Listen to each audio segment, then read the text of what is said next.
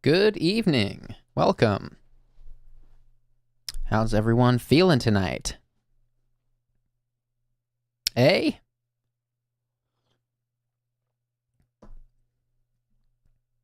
I am feeling great. Just getting everything fired up. Welcome to episode 28. I'm not sure how we've done 28 of these at this point, but somehow we've done it. Here we are. We are doing this series to hear stories from people. We want to hear what people, we want to hear honest accounts of what people experience. This is a place where we acknowledge that it's not always easy to talk about certain things. And so we try to give people anonymity so that they can, we don't try to give them anonymity, we give them ruthless anonymity to the extent that I will hang up on you if you out yourself, if you dox yourself, you get toasted here. We believe that people go through things that they don't always feel they can be completely open about. And whether that's because they don't want to burden their friends with the actual feelings, or they can't afford or haven't opened up to the idea of therapy yet. This is a place where we kind of try to give people some consensus. It's a forum. You could think of it as a forum. Between myself and the chat, we just listen to callers, and it's amazing what gets shared here each night, somehow without fail. Every time there's just amazing people calling in, sharing stuff that they say they've not been able to share anywhere else, or they haven't felt comfortable to share anywhere else. And that's why we keep doing it. This is not entertaining. This is not entertainment. This is just a very normal place. So don't expect to be, we're not going to give you a dopamine rush here. That's not what this is about. Phone lines are opening. We're going to get right into it pretty quickly tonight. While we're firing things up, I will remind everyone that this weekend, this Sunday specifically, and this Sunday and Tuesday are going to be pending per our stream schedule. So just check the community page here on my YouTube channel for an update. I'll probably be posting an update on Saturday, is my guess, about which one of those days I'll be streaming. I likely won't be able to stream both days because I'll be traveling. There's a bunch of equipment that it takes to run this stream.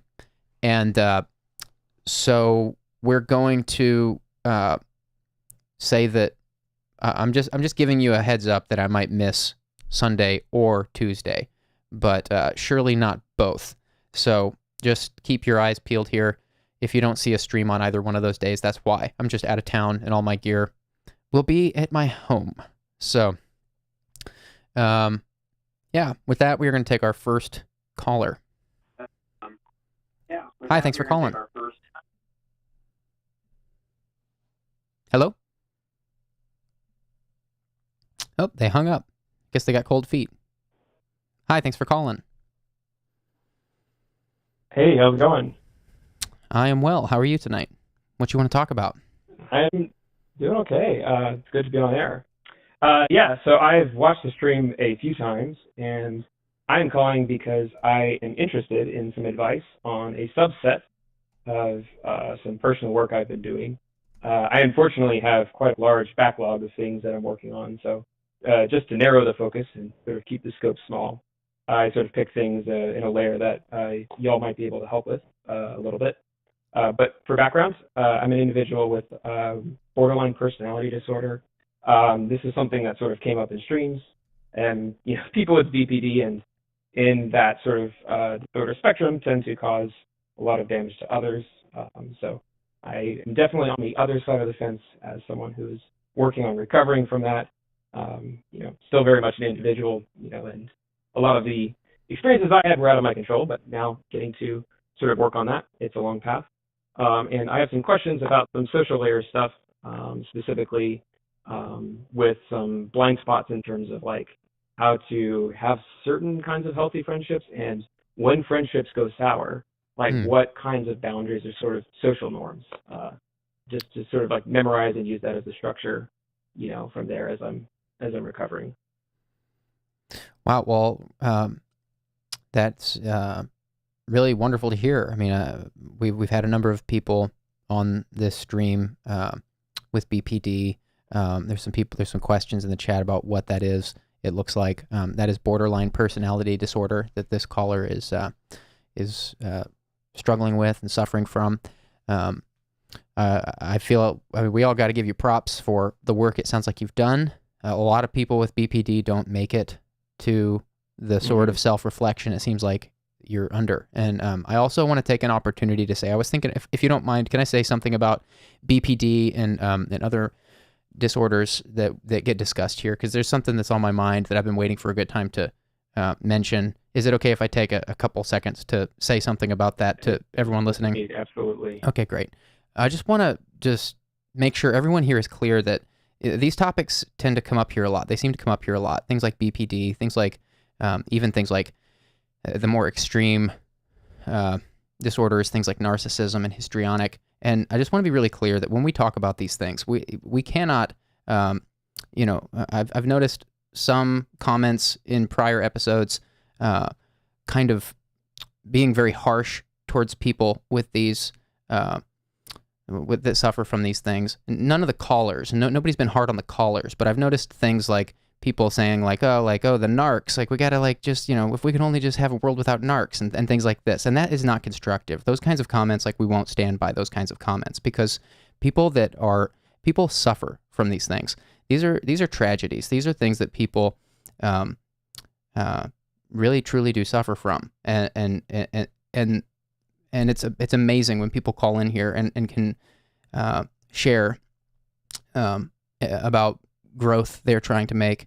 And we all have blind spots. The caller that's on the line right now just used that word blind spots, which is such a beautiful word, because we all have them. Everyone has them, not just people with disorders. And so I just wanted to say that this is a place where, although we discuss a lot of disorders, none of it should be viewed negatively. And I'm thinking about that this week specifically because of the Amber Heard case. The Amber Heard Johnny Depp case. I'm calling it the Amber Heard case because it's become so much about Amber Heard, and that's exactly the point. Is that there's so much hate online for Amber Heard right now. That's not fair. That's not fair, because she, no matter what she's done. And I know it might feel like we're getting a little off track, but I've been waiting for a chance to hit this because I've noticed this coming up in the streams, and I want to create a safe place for the caller here, because they're being so candid. It personally just grieves me. I hate it that it's seeing all these people online making that case a hate fest for Amber Heard. If it's true that she suffers from things like histrionic or whatever, she in a particular way is a victim of that. And I think that it's really unfortunate just seeing how much hate there is out there for her. No matter what we've proven she's done or what other people with disorders do, they are suffering from that, and often they don't know any better. And so that's kind of a really long, verbose way of celebrating you, the caller. That sounds like you, just from that one opening statement you made, it sounds like you are prepared to and have already taken steps to be self-reflective. And so I just want to start out with a little celebration of that. And I'm opening up the floor to you again. Yeah, absolutely. Thank you so much. And please don't feel bad for taking that space. That's something that's definitely been on my heart and mind for a long time. As someone who grew up in a household with someone who is on that spectrum, somewhere between narcissism and histrionic and borderline. I do have some histrionic and narcissistic traits. Those are thankfully a little bit lower. But yeah, someone who grew up in that, you sort of learn to hate that very strongly. And I think that's something that keeps people out of recovery, is you sort of hate that thing, and that seed sort of passes on to you and becomes sort of the disorder that you have in adulthood. And you have to let go of that hate for that type of disorder.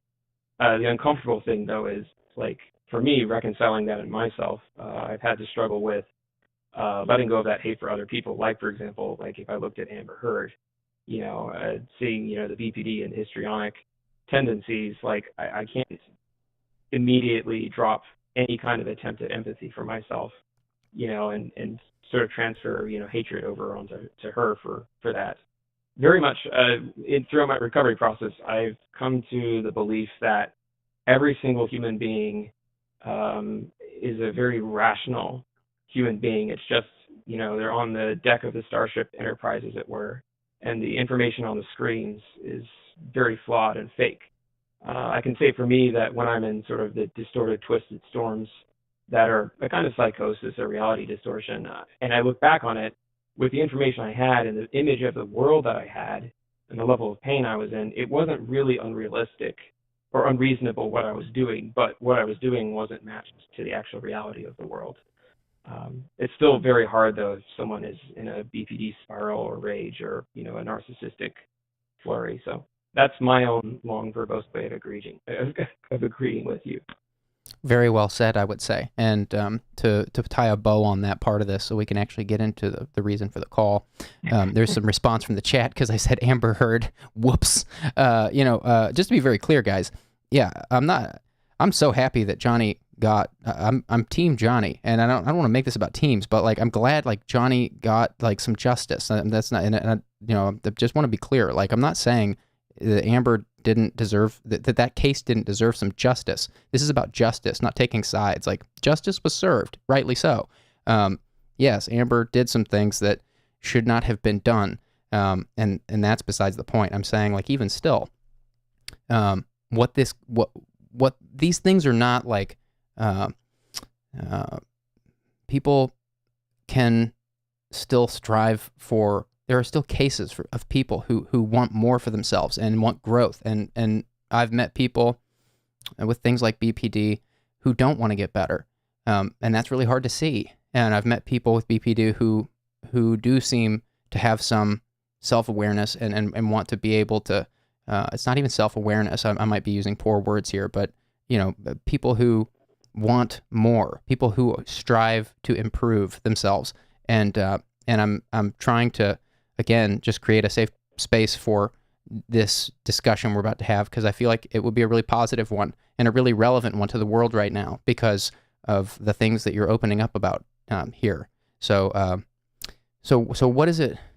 What does it feel like having? You mentioned you have some histrionic, and you mentioned BPD.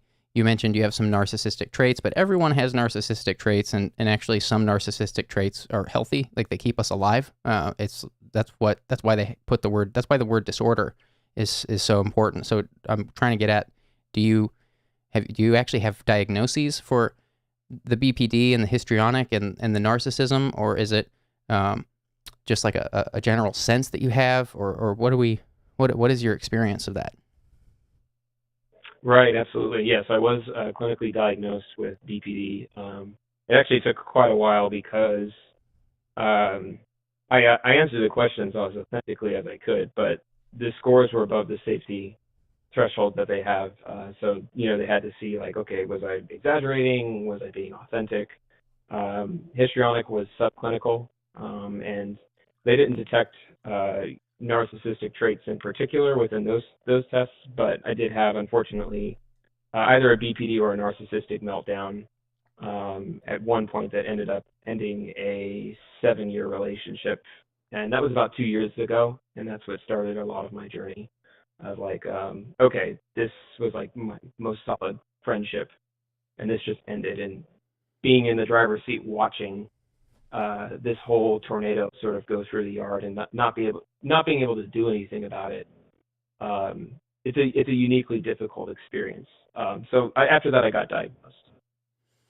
So would you mind, in the best way you can, and you might not know, I mean, the thing that's hard about disorders like this is it's hard for people to understand it because it's got to be hard. I would imagine it's got to be hard to describe what it feels like because it's all you've ever known. But I wonder if you have a sense of how you would describe what it's like having suffering from BPD, what that experience feels like, and the histrionic tendencies that you've scored for. It sounds like it was subclinical, but it sounds like it was still on the radar. So I'm wondering if you could help us understand, like, how would you describe what that feels like, and how would you describe the delta, the difference between what it seems other people experience?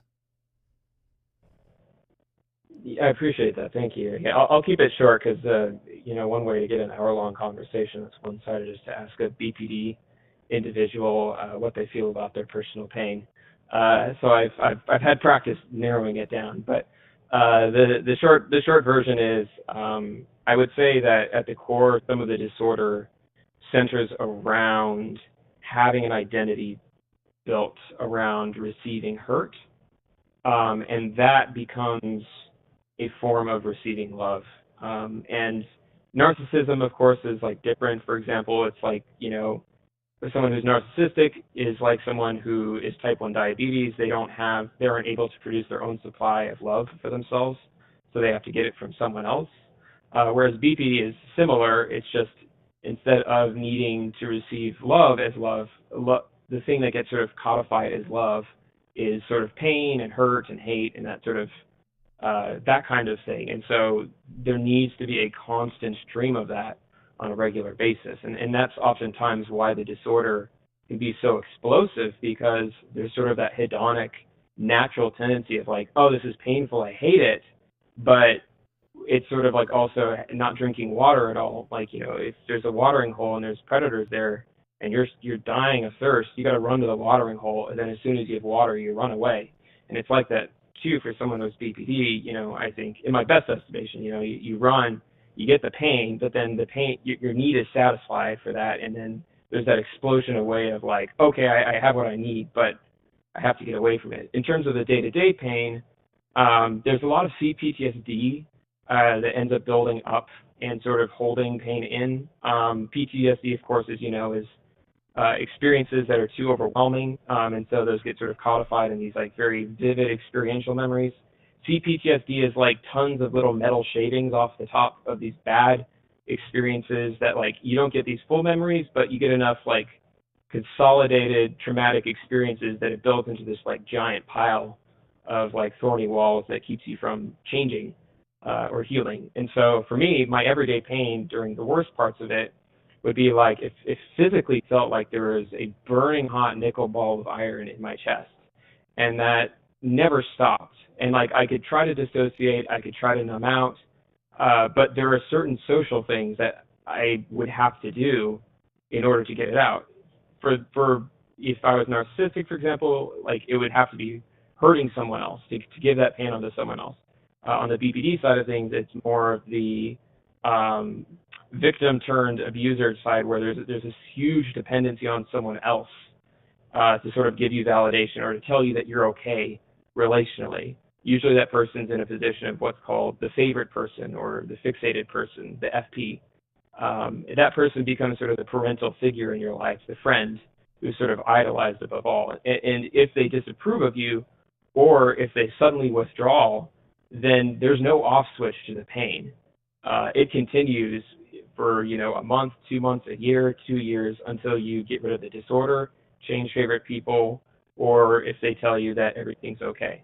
So it was pretty unbearable, and I definitely was on the edge of suicide from the pain alone a lot of times. And the pain that people who have BPD express, it can be exaggerated, but there's a lot of it that's very, very, very, very real. Right. So I would say that that's about what the experience is like. So you're attracted to pain, you believe you kind of, with BPD, you tend to conflate pain with love, and that's is that in short how you would best sum it up? I think so. It's like intellectually, of course, I wish that I'd be able to accept love easily, but there's so much trauma around receiving love. Right. That if someone were to give me love and give me closeness, that would be extremely threatening. So it's not even like a mental thing as much as it's an operating system thing. and the hard part is changing the operating system underneath, sort of match what intellectually I know to be true. I see. Well, so thank you for opening up a bit about what that experience feels like. And now I'm wondering, now we can actually start the call. I hope you don't mind that I asked you that question. I just thought that, this is a relevant thing. You called in tonight and you opened up about these things, and these things are everywhere right now, and everybody's talking about these things right now because of the Johnny Depp Amber Heard thing, and I kind of regret even bringing that up, but that's why it was on my mind, and it seems like it's on the minds of people here in the chat, and there's still banter going on in the chat, it seems like every now and then, about what I said regarding that case, and if I can just ask everybody to just move on from that, like that's not what we're here to talk about. We're here to focus on the caller, and we haven't even gotten to the meat of the conversation yet. I wanted to give the caller the floor to give us some context on what it feels like to have this experience, because it's so relevant, and because it's not about taking sides with Amber Heard or Johnny Depp. And can we please just forget that point about whose side who's on? Like, it doesn't matter. It's about we don't hate these people just because of what they're going through. Even if they do something horrible. Some of these people have such extreme cases of these things that they literally they can't do anything else. And it's a conundrum. I'm not claiming that we have ways of, that's the conundrum. How do you deal with people with extreme cases of this stuff? How do we deal with extreme cases of this? I'm not claiming that I have answers to these things. So can we put those conversations aside, listen to the caller? I'm speaking to the chat when I say that because there's some banter going on about it. So to you, the caller, what is the reason for the call tonight? What would make this a good call? Yeah, absolutely. I appreciate that. I do want to jump on a side note and say I really appreciate you taking the time to ask up front about that. I see the stigma a lot. I'm actually hoping to go and give some conference talks at some point, once I'm in an appropriate place for it, just to sort of raise some awareness to talk about it, like once I'm okay attaching my name to it. So it was sort of really refreshing and happy for me to hear you ask those questions, because that's exactly what I'm hoping to do at some point. So thank you for that. And secondly, thank you as well for touching on the whole, like, for some people it is something that they really can't do anything else about. A lot of it for someone's in extreme pain and they're driven desperate. And if you're asking someone, being eaten alive by fire ants to like stand there for another 5 minutes, like even that is hard for them. That's right. So I appreciate sharing the compassion. Anyone who does not understand anyone who does not understand what the caller just said and what I was saying earlier about Amber Heard, again, I'm saying this to just put a nail in that coffin so we can just put it in the ground. Anyone who does not understand what the caller just said and what I said earlier, simply has not known someone with that severe of a case of that kind of disorder. If you don't understand, you just don't know. I'm talking about so many people I've known with extreme cases of this. I've also known some people who don't have extreme cases of it, and these people, some of these people can strive for more and can achieve some growth, and some of them we just don't know enough about this thing right now. These things to it's a conundrum, and the whole field is in disarray. The whole field of psychology is in disarray on how to treat extreme cases of this. So if you don't understand, please just settle down in the chat and let's move on and focus on the caller. There are extreme cases of these things, and that was my only point. And even in the extreme cases, we have to remain at least somewhat curious about those things, because if we don't remain curious, it won't get better. We have to remain open-minded and curious if we want these things to get better. If we don't want people to be, if we don't want to see any more cases like Johnny Depp, Amber Heard, and that's the last time we're going to say Johnny Depp, Amber Heard on this stream tonight. So, caller, please share with us the reason for the call. Yes, you're begging me. Okay, yes. Please. Yeah, absolutely. So I would say that, like, I'm much more in the mild to moderate range now. I was near or at severe before, and so now I'm in the stage where I'm able to sort of manage things. There's not direct black and white thinking, and if I'm in a spiral, I can at least logically recognize that I'm in a spiral. And so there's just a couple of other things that I have now that I didn't have before. But I will say there's this really fun phenomenon that I think you've seen a few other places, where at the very beginning, where I was at my worst, I started this firecracker chain of events, which like caused a lot of damage and a lot of ripples, and I started improving over time. But at the same time, I was improving, sort of cumulative damage in the network of people I knew was stacking up, and so it was this weird thing of things filling up towards this brim, before spilling over. But like as you're approaching the brim, things are filling up more and more slowly. And so I'm at this place now where I'm at a decent place, comparatively speaking. And still, my whole friend network and everything that I've had previously is in complete disarray. And I could just go and move on and try to make new friends and whatever. But I'd really like to try to learn how to best handle that outer edge of things when sort of things get quiet, when you have, a friend that might get stressed and they don't respond to texts or whatever, and knowing what's most appropriate there.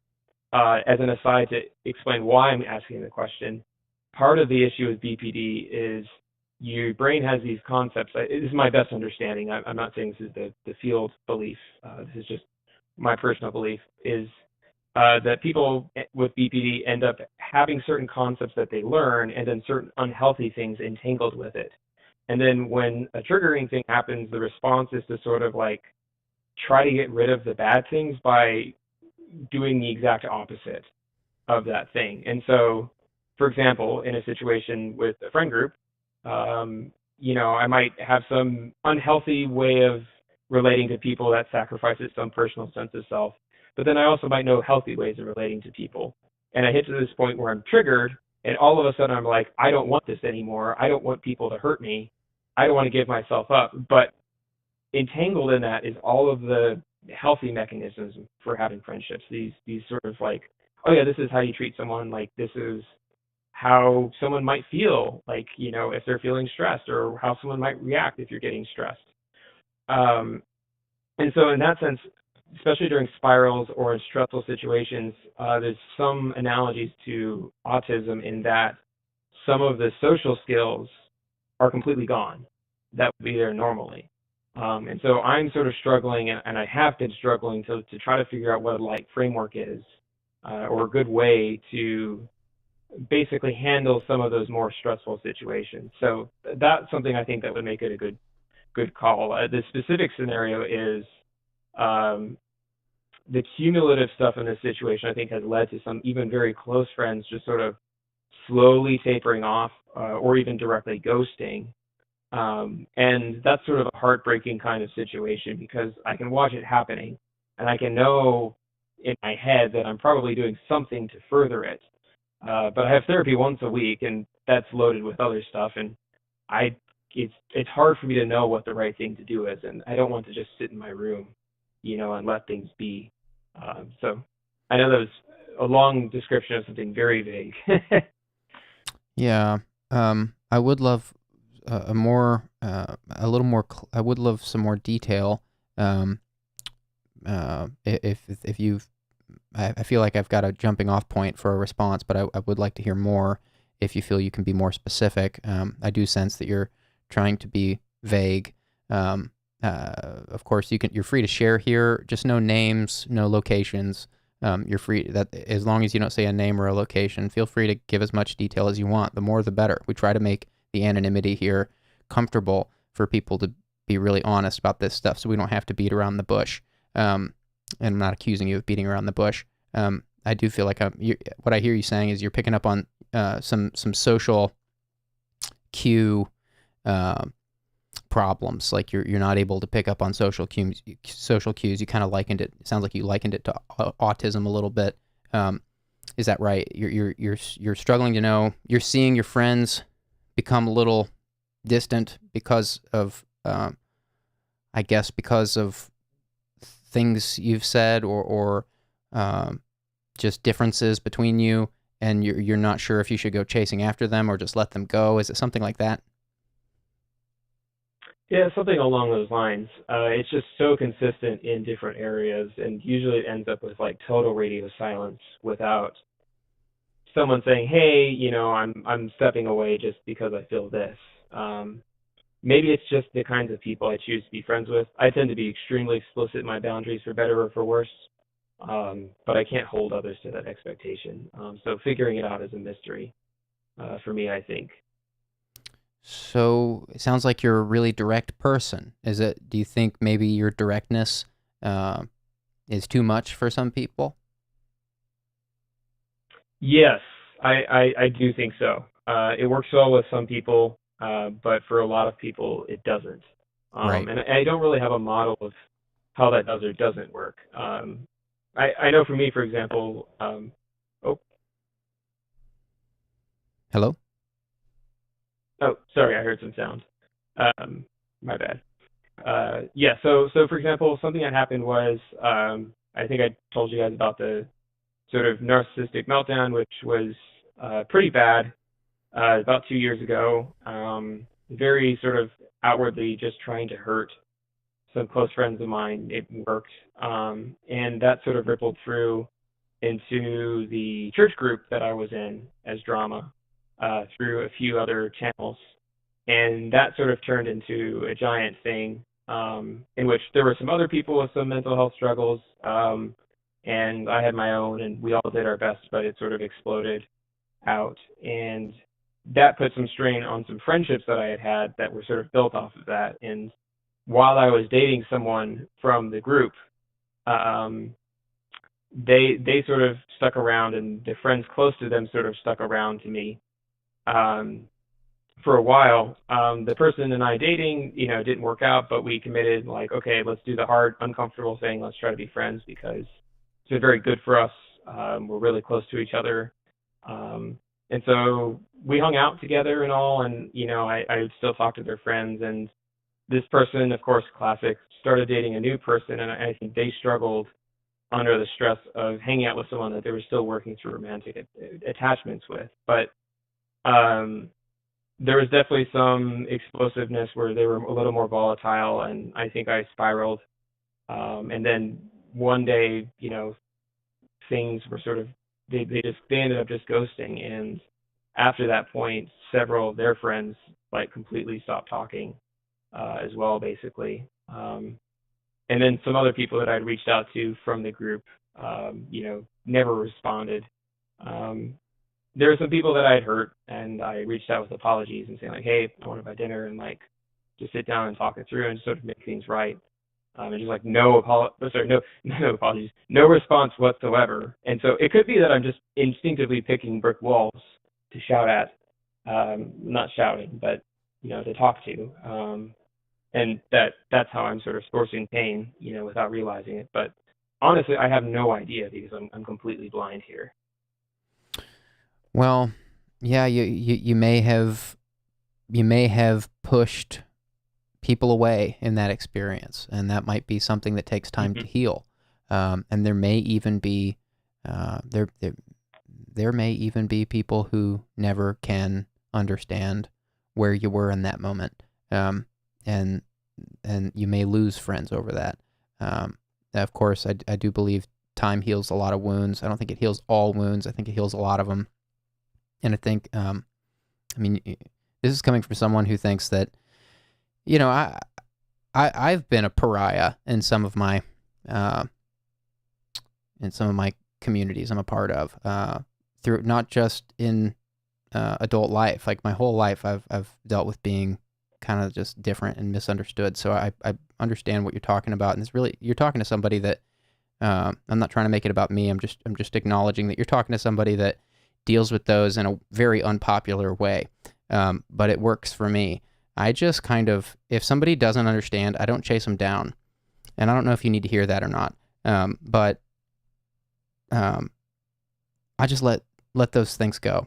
If somebody is treating me a certain way, or clearly doesn't understand, or clearly is believing some narrative spin on the account or the story that might have been exaggerated or just blatantly false, I just kind of swallow it and just let it go. And it hurts.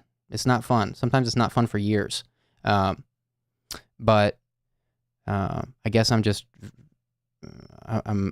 giving you a direct answer because I'm still I'm still gathering information and trying to understand the situation, and I'm hoping that you'll either tell me that was helpful or directly not helpful, so I can determine where we are in the chat here.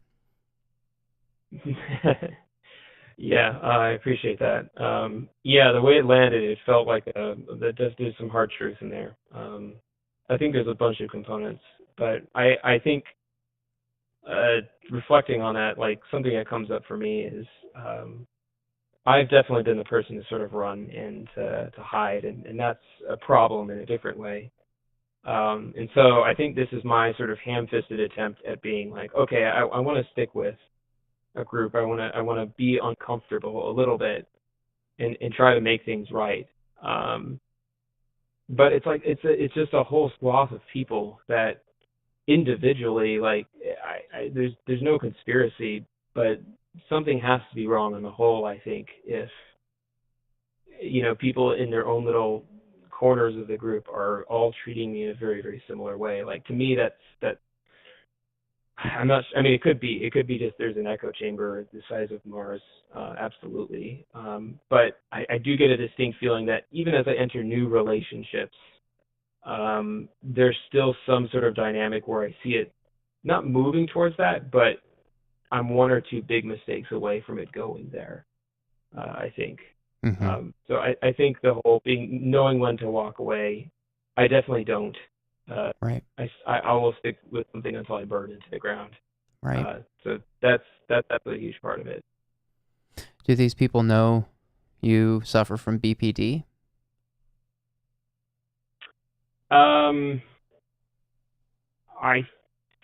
they know some of the mental health stuff. I don't know if they know specifically about BPD. When they asked me to leave the group, I learned that they were considering it a sin issue, which I disagreed with for obvious reasons. But yeah, they did know that there was mental health involved. If that's the case, then there may not be much you can do, and I realize I'm laying down a hard truth there. But how old are you? I'm in my mid-20s. Okay. I would say, some people just find comfort in things that are not true. Some people find comfort in narratives that are exaggerated because they're simpler than the nuance of the actual situation. This is the problem with the news right now. It's the problem with the case I said I won't reference by name anymore. It's the problem that with the discrimination of people with these disorders in general, which is why I kind of went on a tangent when you first opened up about some of those things that have been on my mind this week and the week before, because it really does inhibit growth, and it sounds like the very issue that you're facing potentially if they know that you've got some neurodivergent tendencies and that you suffer from those things. I mean, some people are just plain nasty about people that suffer from those things. Some people are just like unhelpfully so nasty, and it doesn't help our progression of understanding these things. It doesn't help the people who have these experiences heal, because if the discourse around these things is negative and conspiratorial and bitter, then there's no way that people like you can get the closure they need. And I'm sensing, and I could be wrong, but I'm sensing that's why maybe you're confused. you sound like a very aware person. You're very well spoken. You are you have a lot of self-awareness. You've done a lot of work to overcome these things and to grow. It sounds like you're doing all you can, and I think that's beautiful. And I guess I'm suggesting, and I could be wrong, but I'd like to at least suggest that maybe these people that are ghosting you maybe they are just taking the short road, taking the shortcut, and just cutting you out. I realize that might not be fun to consider, but if they're straight up ghosting you, then they are clearly not interested in hearing your side of things or what those experiences were like for you. And again, that's why I'm spending so much time here and being very deliberate with my words around this issue, because it's something that's really hot right now. It's something that's really relevant. A lot of people are talking about these things, and I want the best for people like you. I want people like you to get good attention, and so that we can learn how to have more diverse communities, more colorful communities, more. That's what community. Communities are. What if there's no diversity, there's no community. Ecosystems are built on diversity. If there's no diversity, ecosystems fall apart. That's why people are all the time worried about all the endangered species and species going extinct. It's not because it's simply just sad that these species are extinct. It's because of the diversity we're losing in the ecosystems. And ecosystems depend, every ecosystem, whether it's a forest or a mason jar of sourdough starter, you need a rich diversity for a thing to live. And we can't shun people that suffer from disorders. And I guess it's a long way of saying that if these people are treating you that way, then maybe the best thing you can do is just to give them space and keep focusing on the growth you're trying to realize. Right. Someone in the chat did rightly catch that also. I'm pretty lonely in terms of the day-to-day, and I think that definitely has an impact. For me, I tend to have a lot of social fear, actually social panic, basically, for obvious reasons, just because certain things can wound me a lot more. And so the idea of trying to find another group that is like this compositionally, the fear of ruining it again, it's been pretty threatening. But you don't really move on until I think you have sufficient motivation to do so. And I wish I had the ability to sort of self-reflect. I'm certainly self-reflective as much as you can be in a house of mirrors. But some of what you said definitely I appreciate, because that's outside of what I'd see in terms of the whole. Sometimes it's just time to move on. So I appreciate that. Rebecca Burlew from the chat says, if they don't reciprocate your love and kindness, then toast them. which again, so nicely. I want to be yeah.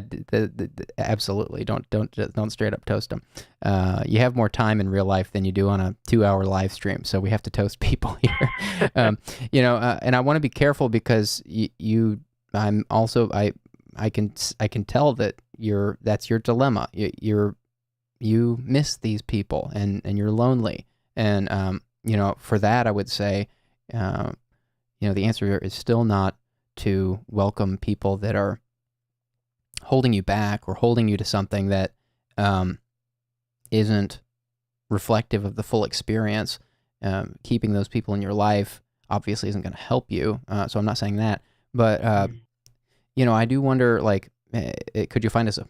I'm sure there's support groups. Don't tell us where you are, but in your nearest city. I don't know if you live in an urban area, or if something like, if support groups like that for people that suffer from BPD and other and have other tendencies of things like histrionic. There are support groups for things like this. I would at least I gotta believe that in every major, even mid-sized city, there's support groups. Even in small cities, there's support groups like that. I wonder if you've looked into a support group for people like you, and I wonder what it would be like to make new friends that are going through similar experiences, because I guarantee you, you're not alone in those experiences. I mean, I'm sure that your experiences specifically are unique to you, but that's why we're doing this anonymous live thing. And it's been so beautiful in the Discord server, seeing people come together. Like people tend to find each other in that Discord. And they're like, "Oh, you're going through this. I'm going through that." And then like these relationships are forming around these things. And it's part of the reason that we're trying to be very clear about things like trauma bonding and trauma dumping in this project, so that people don't just find. I mean, you got to be really careful, because you seek out people like that, and then the whole relationship can become like a negativity fest, and then no growth happens. Mm-hmm. But there's a balance to that where, if iron sharpens iron is one of my favorite phrases. I think it's actually from the Bible. I'm not sure. I think it is actually. But it can be helpful. That's why support groups are a thing, and that's why we're doing this. And I wonder if have you looked into a support group or found a benefit from other people you may know already that go through similar things and sharing experiences in that way?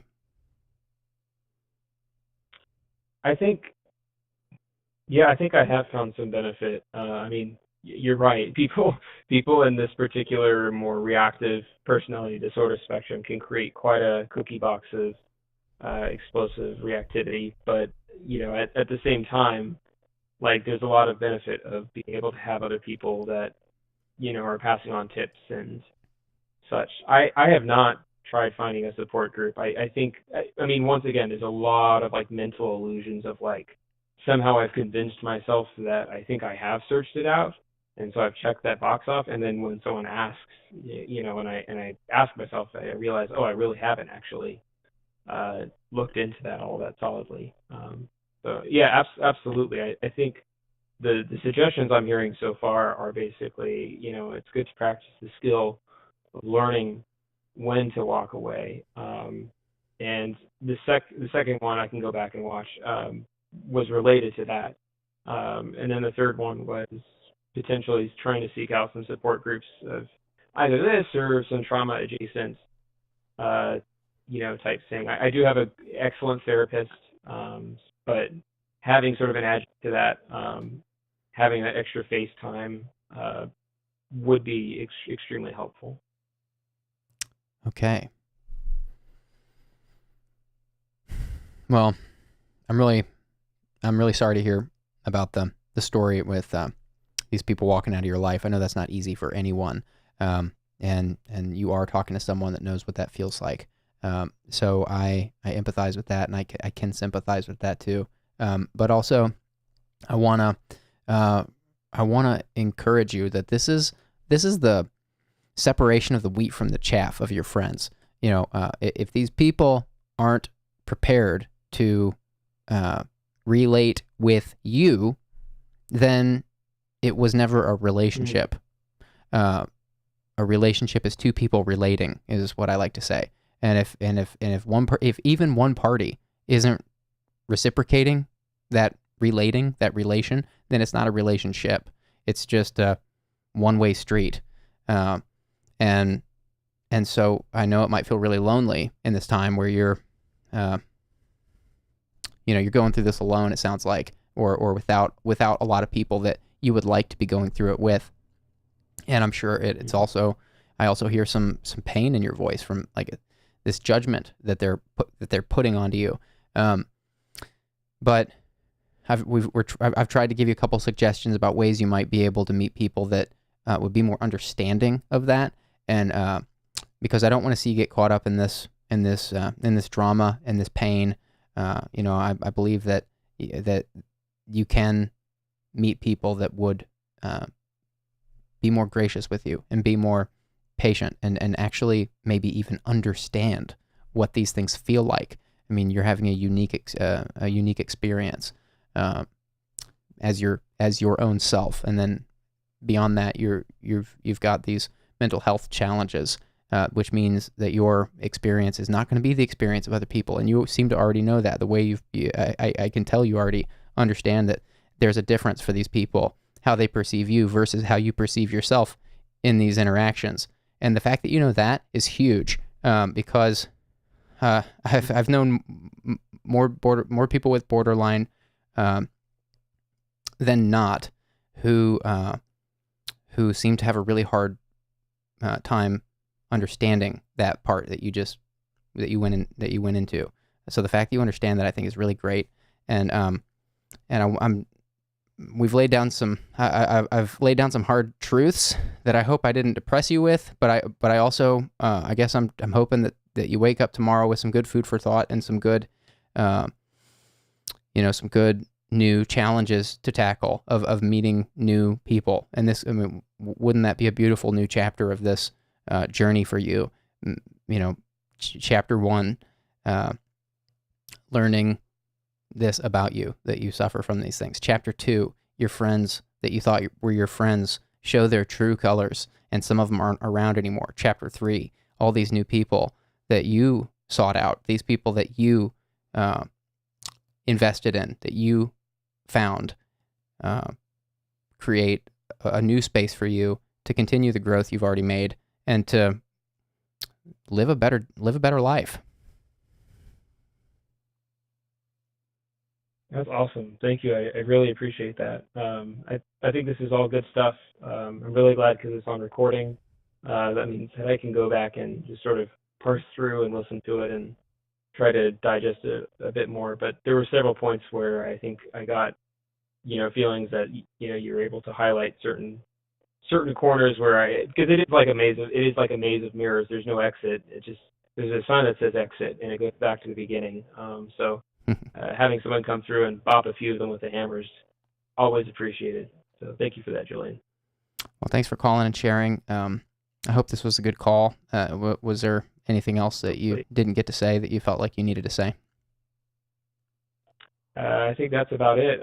Thanks to you and everyone in the chat. I'll go back and read the chat later. And thanks for taking time to make it space to talk about BPD. Definitely not something to glorify, but of course, to understand and to have empathy for. So thank you so much. Thank you. And call back again anytime. Take care. Yes, sir. I tried to get to the next caller and I lost him. I must have been right at the end of the ringing. That really was a beautiful chat. We are.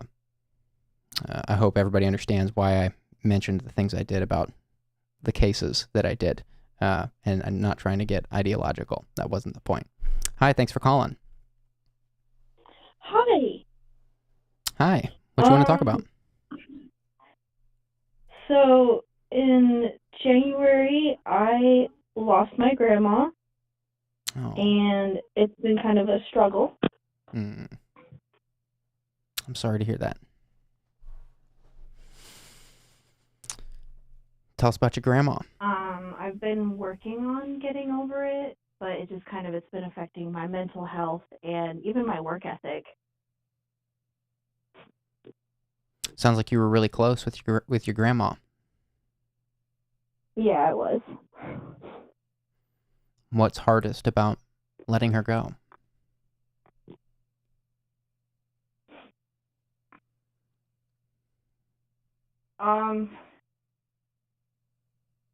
I kind of talked to her about everything. She was my go-to. And I just don't really feel like I have anybody else that I can talk to like I did her.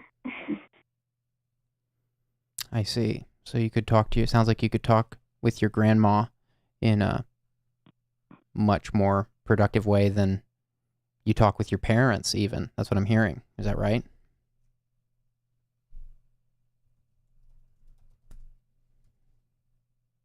Yeah. She was my mom for about 2 years. Oh. And took care of my sister and I. Okay. I see.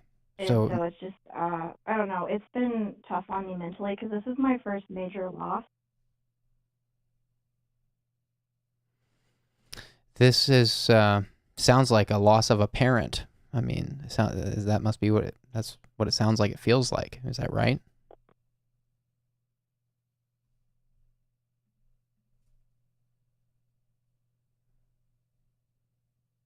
Essentially, yeah.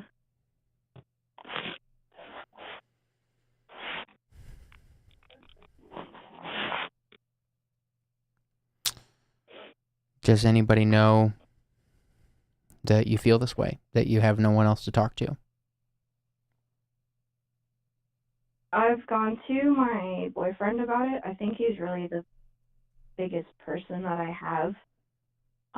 He's been there through all of my mental breakdowns, through the long nights where I just want to curl up and not do anything. What does your boyfriend say about that?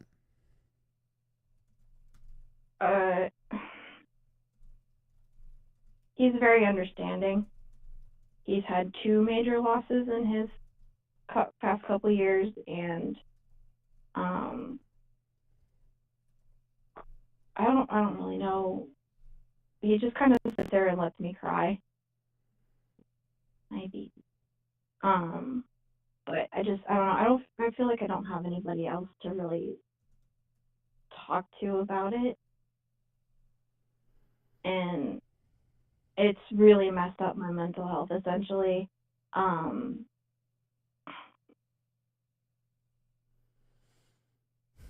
But yeah, she really was like a parent to me.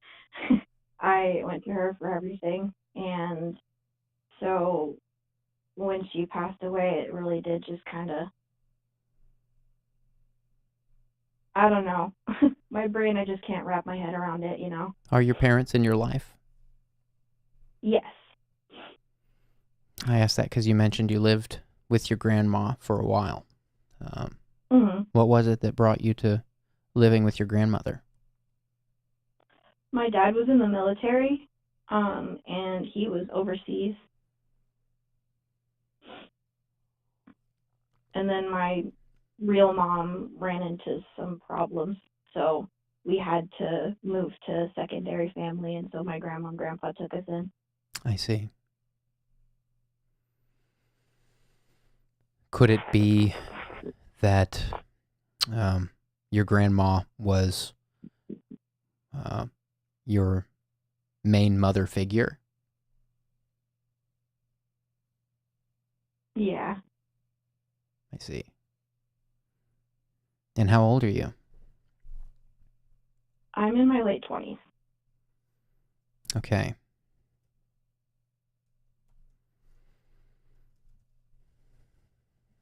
Yeah, I mean, that makes perfect sense. I mean, you mentioned that your parents are both still in your life. Even your mom. Has your mom recovered? I'm just trying to understand. I mean, losing a loved one is always hard. But you've called in tonight saying that this is. It sounds like this is more than losing a loved one. It sounds like this is really plaguing you. It's never easy letting go of someone, of course, but it sounds like this is something different that no one around you seems to understand. So I'm asking that question about how much your mom is still able to be there for you today. You were a little vague about what happened with your mom, and that's okay. You have complete anonymity here. Don't give us your name or location. If you want to share about the intricacies of your relational dynamic between your mom and your grandma and the differences between those, you're safe to do that here. But I also don't want to pry if that's something too sensitive for you to talk about. But I'm just trying to let you know you're safe to share here anything you want. I mean, this is your chance. If you want to share with us here, we're all here listening. Tell us the stuff you can't talk about. Okay, so I'll tell you a little bit more about my grandma, because it's kind of what chat's asking too. She was a bit of a spitfire, and I loved that about her. She was always ready to help anybody that came across her path. She was the type of person that you went to the grocery store and he would be there for like 3 hours because she would just stop and talk to anybody. And she was a school lunch lady, and everybody at the high school loved her. My biological mother was a drug addict, which is why things fell through. She just needed time. She couldn't take care of my sister and I, so she gave us up, and that's when my grandparents took us in, because my dad was literally about to be shipped to Afghanistan, so he obviously couldn't take care of us.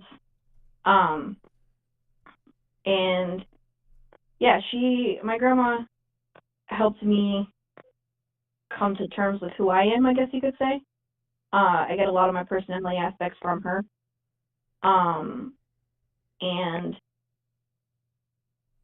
the biggest issue for myself is the fact that I'm never going to get to actually talk to her again. And I try to, I've talked to my best friends about it, but it's that part in your head that makes you, that you're like, I don't want to be a bother, because everybody is dealing with their own stuff. Right. And so I don't like being pushy about it. And I think the hardest thing is every time I bring it up with my dad, because it was his mom, and every time I bring it up with him, he just kind of like blocks it out. And so it just makes me want to push it down more.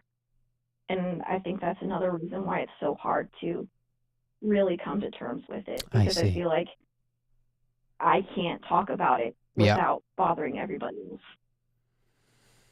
Yep.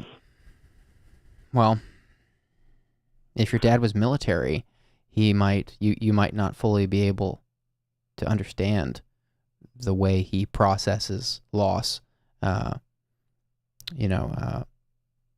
He might not want to talk about it, is what I'm saying. Maybe he clams up because he doesn't want to talk about it. But I sense that you're very different, that you do need someone to talk about it with. And that's why it's still driving you mad 6 months later.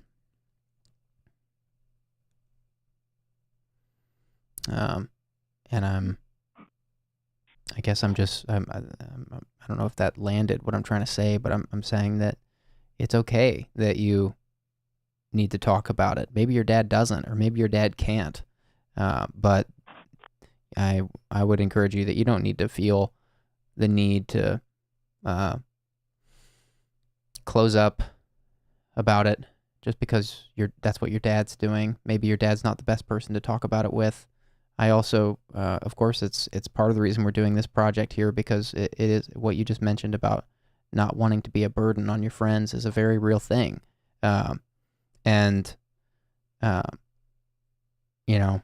I know that's a really hard thing for a lot of people. That's why we're creating this space here. So I'm really glad you called in and shared. And I think from what I'm hearing, it sounds like you need more people in your life that you can just call and be like, hey, I'm really having a shitty day. And I just need someone to just listen for like 20 minutes and then give me a hug or, give me some ideas on how I can grow past this and how I can move on from this loss. Everybody needs friends like that. Everybody needs a sounding board. And, it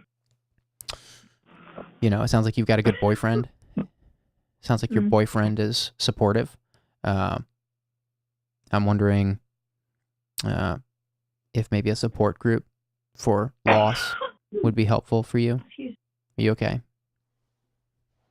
I've been fighting a cold all week. Oh, okay. I'm sorry to hear that.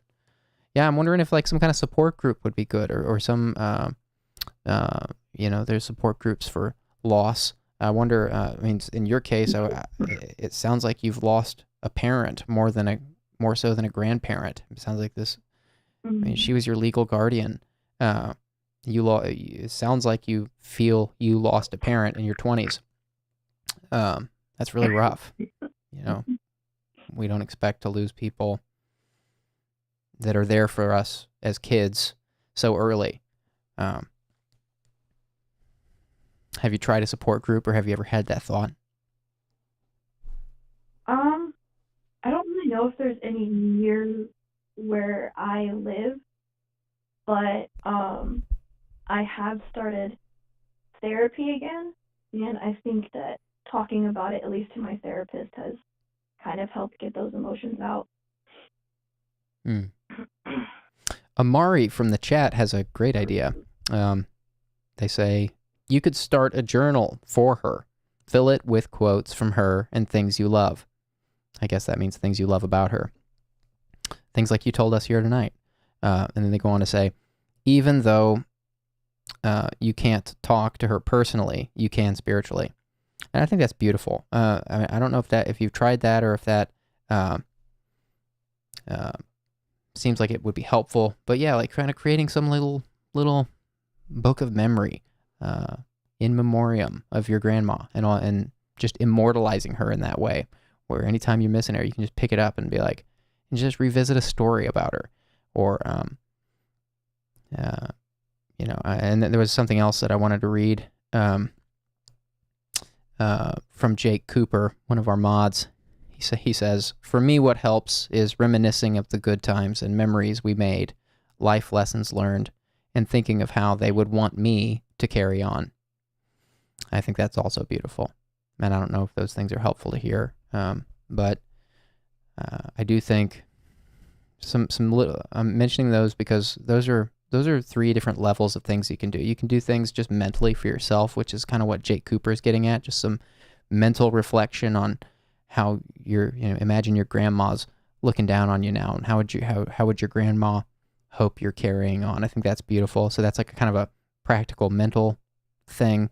And then Amari's idea is a very simple physical thing. You just sit down with a notebook, buy a little notebook just for your grandma, a little shrine to your grandma, and put all of her memories in there, all of your memories of her.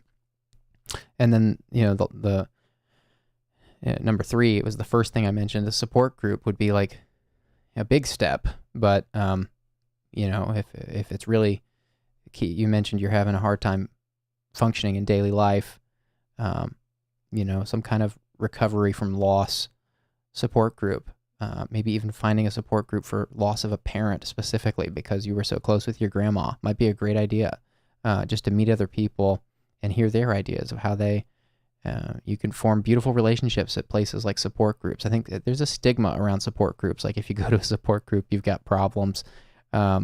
I don't think that's true. I think that stigma is unfair because everyone has problems. Life is about a lot of problems. It's about more than just problems, but life is about a lot of problems, and everybody's days are filled with problems. All problems are everywhere. Is there gas in my car? That's a problem. Am I hungry? That's a problem. Have I slept in the last 12 hours? That's a problem. Every day is how we respond to problems, and also how we respond to beauty. There is beauty in the world. It's not just all problems. But my point is that I'm not sure if you are opposed to that idea of support groups. You didn't really respond to it, so I guess I'm just kind of giving it a fair fight there. That there should be no. I think it's really unfortunate there's a stigma around support groups, and I hope that doesn't come out of left field for you when I say that. No, I would love to look into a support group. I just have to. I'm from a small town, and so I don't really know if there are any in this area. So I'd have to do a bit more research into it. Otherwise, I could go to one of the bigger cities around. I see. But I definitely love the idea that I got my degree in psychology because I felt called to help people too. Oh, great. So I love amazing. Good for you. Working on breaking that stigma. Amazing. Well, again, that's why we're doing this project. We're doing this project exactly for people like you, going through things that they feel like they can't find another outlet for. And I would say maybe the first small step you could make would be joining our Discord server, rather. There's people in there going through loss. There's people in there going through all kinds of things. There's also a bunch of people in there that just get together in separate channels to hang out and just have a good time. But, if you were to go into the our Discord server and the community support channel and say, look, like I'm dealing with loss of a parent, of a grandparent that felt like a parent. I guarantee you're gonna meet some people in there that might be valuable people to voice chat with, or and we're trying to not only just talk about things here in this show and this stream here. We're trying to connect people.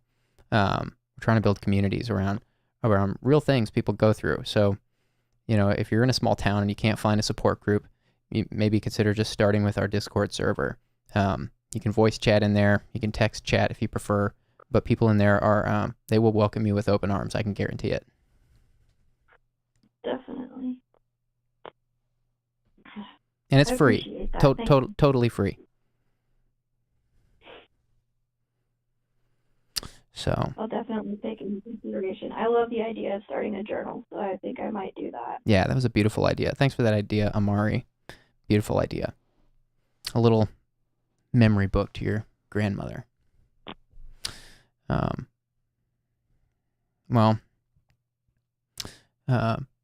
Thank you for calling in. I would love to see you in the Discord. I'd love to hear a positive update from you. I'm really sorry to hear about your loss. Please call back again anytime if you need to talk more about this. Yeah, thank you so much. You guys have a really good night. You too. Take care. Okay. Opening up these lines.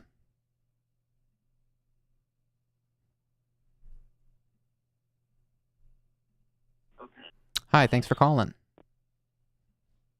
Hello, how are you? I'm all right. How are you tonight? Pretty well, thank you. What you want to talk about?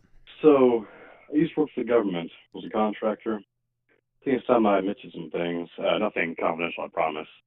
Yeah, no names, no locations, please. Anything else is on the table. Yeah.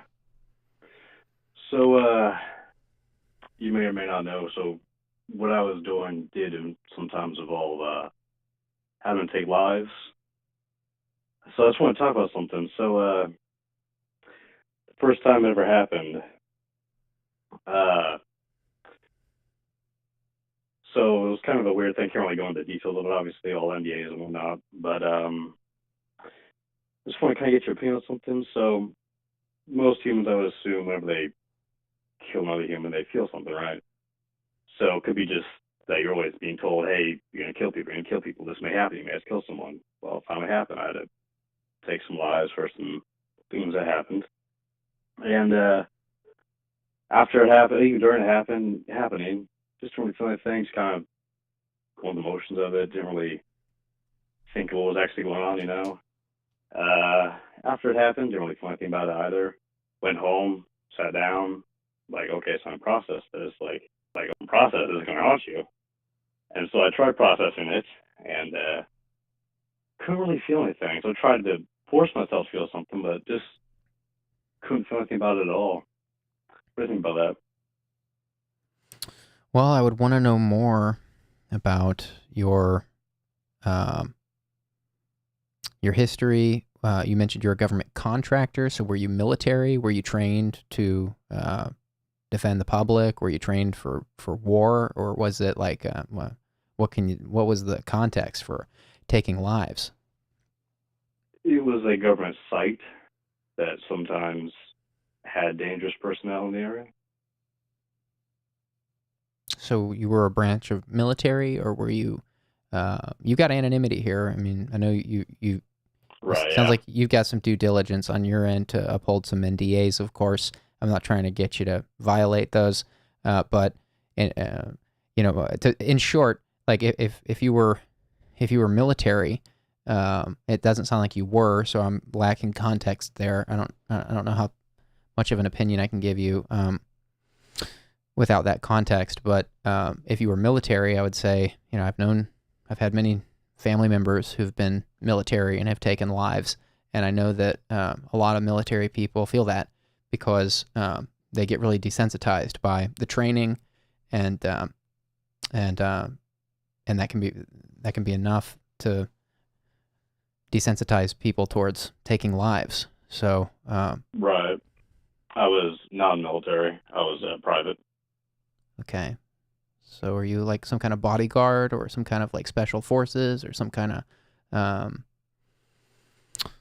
Just a contractor. just a contractor? What were you trained? Soldier of fortune, you call it. Oh, a soldier of fortune? That's what some people refer to it as, yes. So are you what's your how are you trained? What did your training consist of? I can't get into that, sadly. Were you trained in combat? I can't really discuss training, honestly. Well, I mean, it's just a yes or no question. I suppose the answer would be yes, then. Okay. So I'm not trying to be nosy or pry, but the point I'm getting to is that if you were trained in taking lives, then I'd imagine I would only be able to imagine that you were in some kind of training that would be similar to the military. And without context, I don't know. I want to make this a helpful call. I want to make this a good call. I do feel like you've got some inquiry that's nagging at you. I'll stay on the phone with you as long as you want, talking about this. Yeah. But again, I feel like I'm not being helpful, and my mind, just to be very clear, my mind's going a million different ways right now. I'm thinking like, you're good. I sense like maybe you've got some personal questions, like I sense this very personal question, like why didn't I feel anything about taking someone's life? And for me, I would say that's probably the best way.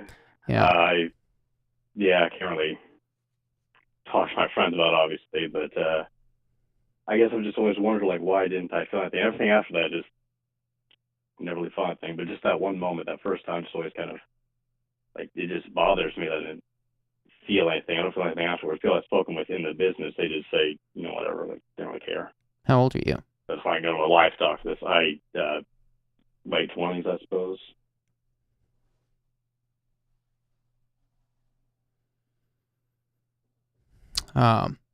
My friend, I'm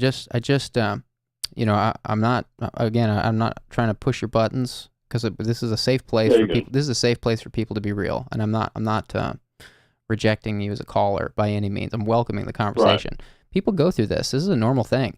But I'm just to be very honest. There are, and this isn't my sense, but I'm just saying this because the reason I'm asking you these questions is because there's people in the chat that, and these people want to be here. Some of these people are here every night listening. They've listened to hundreds of calls, and they want to be here for you, and they want to be here for other callers. But I'm not alone in wanting that context, and I think that as much as you're comfortable, again, you've got complete anonymity here.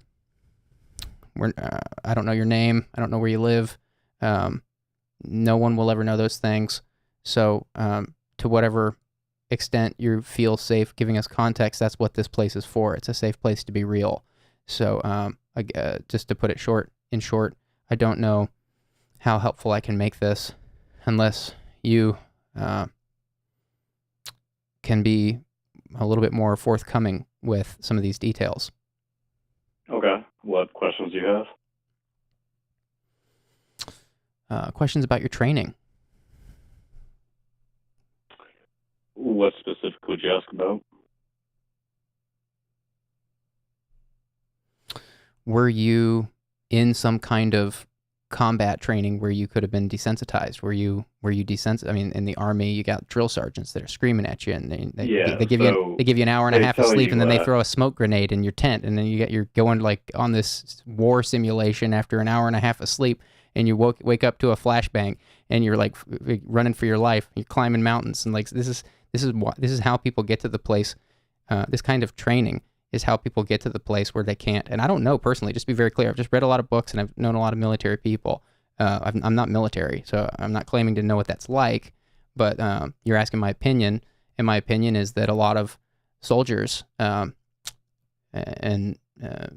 not just soldiers, but a lot of people are exposed to things that desensitize them. A lot of people have training that desensitizes them. So that's why I'm asking the question. Yeah, so again, they don't really let us discuss that kind of thing, but I would say that, yes, there was that desensitization to it. A lot of telling you, yes, you will possibly be in a situation where you have to do this. That is your job. If you're not able to do it, then you're not supposed to be here. And that was one of the major things in the hiring process was, are you capable? And that's also part of the training is, are you capable? Are you able to? Are you willing to? To answer your question? Yeah, a little bit. I want to shift gears a little bit and get a little more personal. Okay. And so what are your close relationships like? Are you happy with those relationships? Or what kind of relational problems might you experience that could be related to this question you have? Is there anything that comes to mind when I say that? No, not really. All my close relationships are good.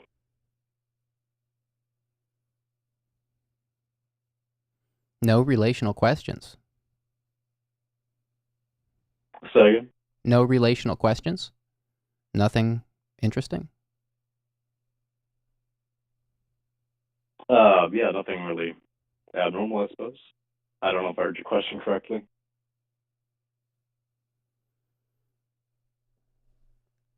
So you, if all your relationships are good, I mean, I guess that honestly that is interesting to me to hear. It raises other questions for me because Okay. a lot of people that come back from military do have trouble relating with people. Even just relating with civilians can be hard after coming back from being exposed to all the information you have access to in the military and all the training, and civilians don't understand that stuff. Even I don't, and I don't want you to think that because I'm saying things like this, I claim to understand. I simply don't. Again, I've read a lot of books about this, and I have a lot of family members that have come back from wars and have taken lives. So, and I've seen firsthand, very up close and personally, how people can struggle with their mental health and with relationships after coming back from such a crazy experience and readjusting as a civilian. Are you still in this work, or are you? Yeah. Okay. And you can't share any more about what it is that you do. That depends on the question, honestly. Sorry, I can't be more helpful.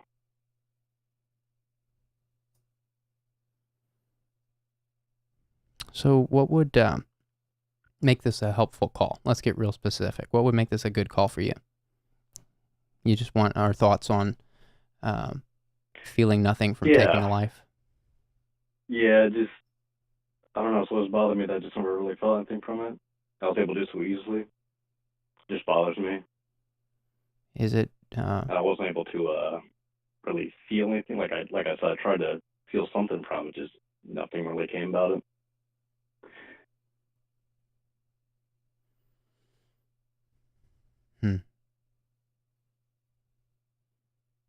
Are you, is it the same thing every time? Every time you take a life, is it the same thing? I just don't feel anything, honestly.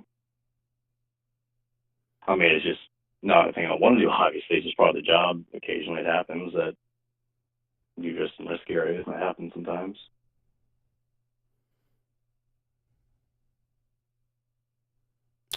Are you,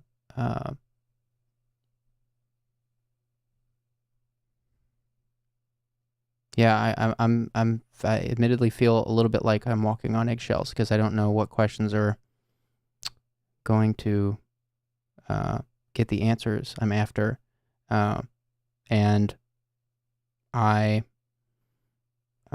also think like what you're talking about is real. Like it's a real thing people go through. That's why I'm staying on the phone with you. Earlier, some people thought you sounded like this was a fake problem. Just to be completely candid, I feel like you're at least strong enough to hear that and not run away from the call because of the subject matter you're describing and because of the experience. It sounds like you have. But that's why I'm asking these questions, is because I have known people that have gone through this, so that's why I'm staying on the phone with you, because I'm not going to give up. But you know, your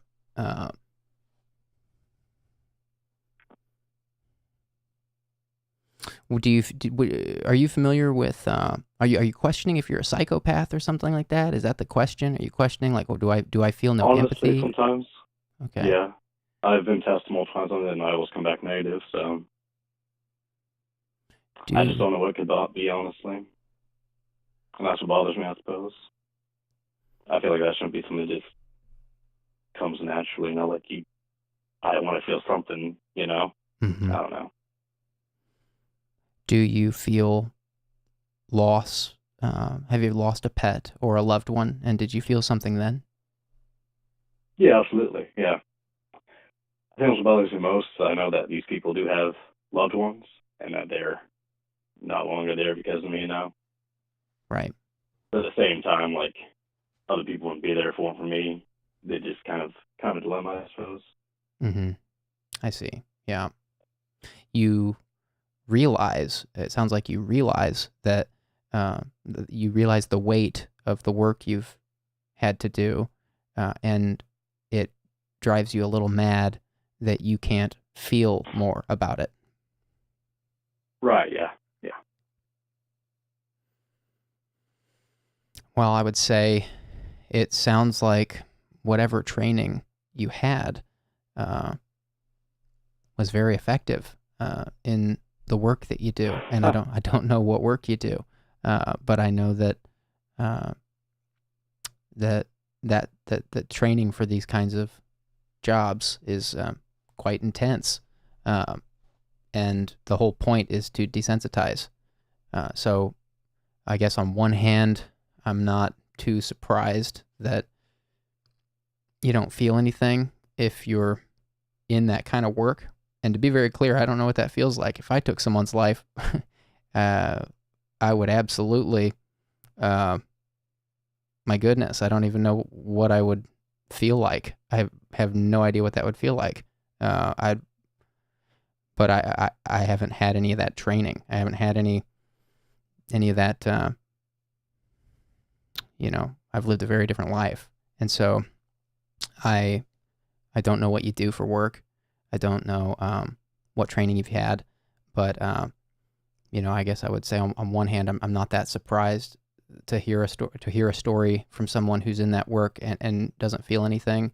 I have more questions about your personal experience, especially now since you mentioned you've taken some tests to determine whether you're a psychopath or something like that.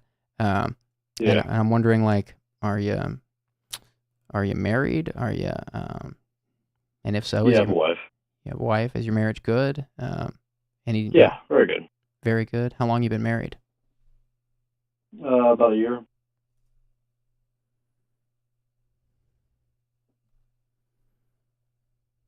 Okay. What was your childhood like? It was very good. No issues. Probably the best child anyone could ask for, honestly. Okay. What drew you to this work?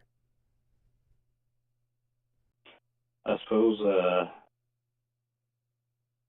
just always dreamed of it, got an opportunity to go into it, and then I took that chance. How long have you been in the work? 7 years maybe. Right. Garfield, just to be very clear, chat, Garfield Arbuckle called something out that is worth calling out. They're saying that you need a therapist with the qualifications for this, and absolutely you do. I'm wondering if you have that. I've tried it before, but I haven't really got anywhere, honestly. A therapist, it takes a long time to find the right therapist. It can take a long time to find the right therapist. Right. I've gone through 8 therapists before. I've found the right one. Wow. Sometimes. So it can take some stubbornness can go a long way there.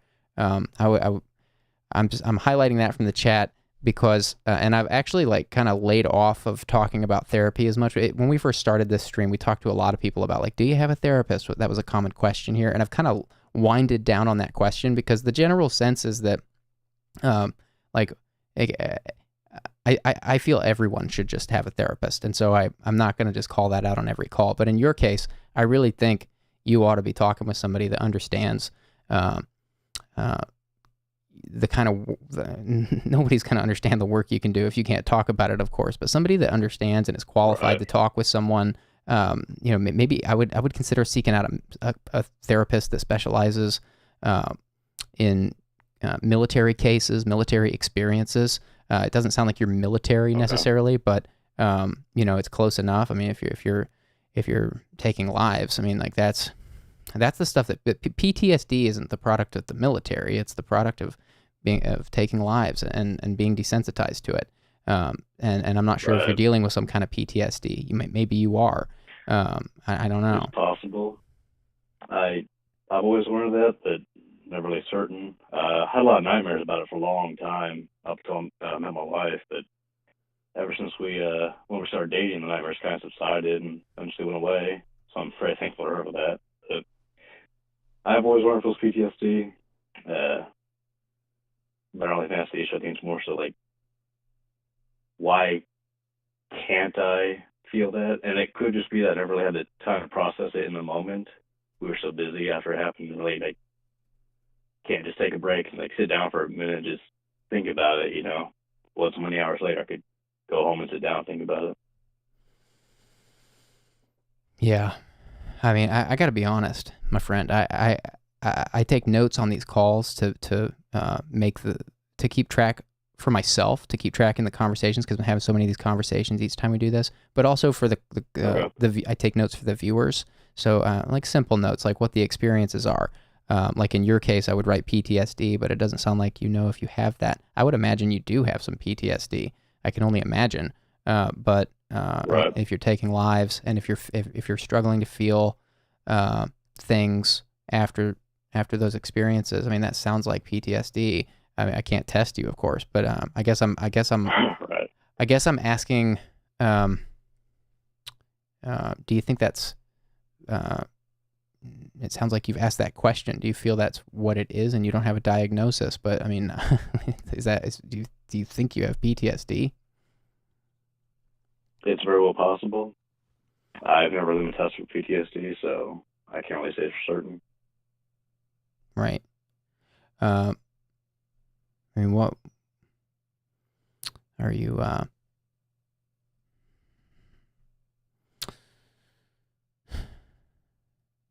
I'm wondering if it's possible you've. This is a loaded question. Okay. Maybe the most loaded question I've ever asked here. I'm hesitating and deliberating with it coming out. But like, is it?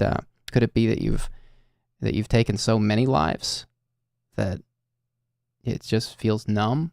Is the amount that is the number of lives you've taken on a scale that maybe it's just too? I have no idea what you do. All I can do is speculate here. Could that be it?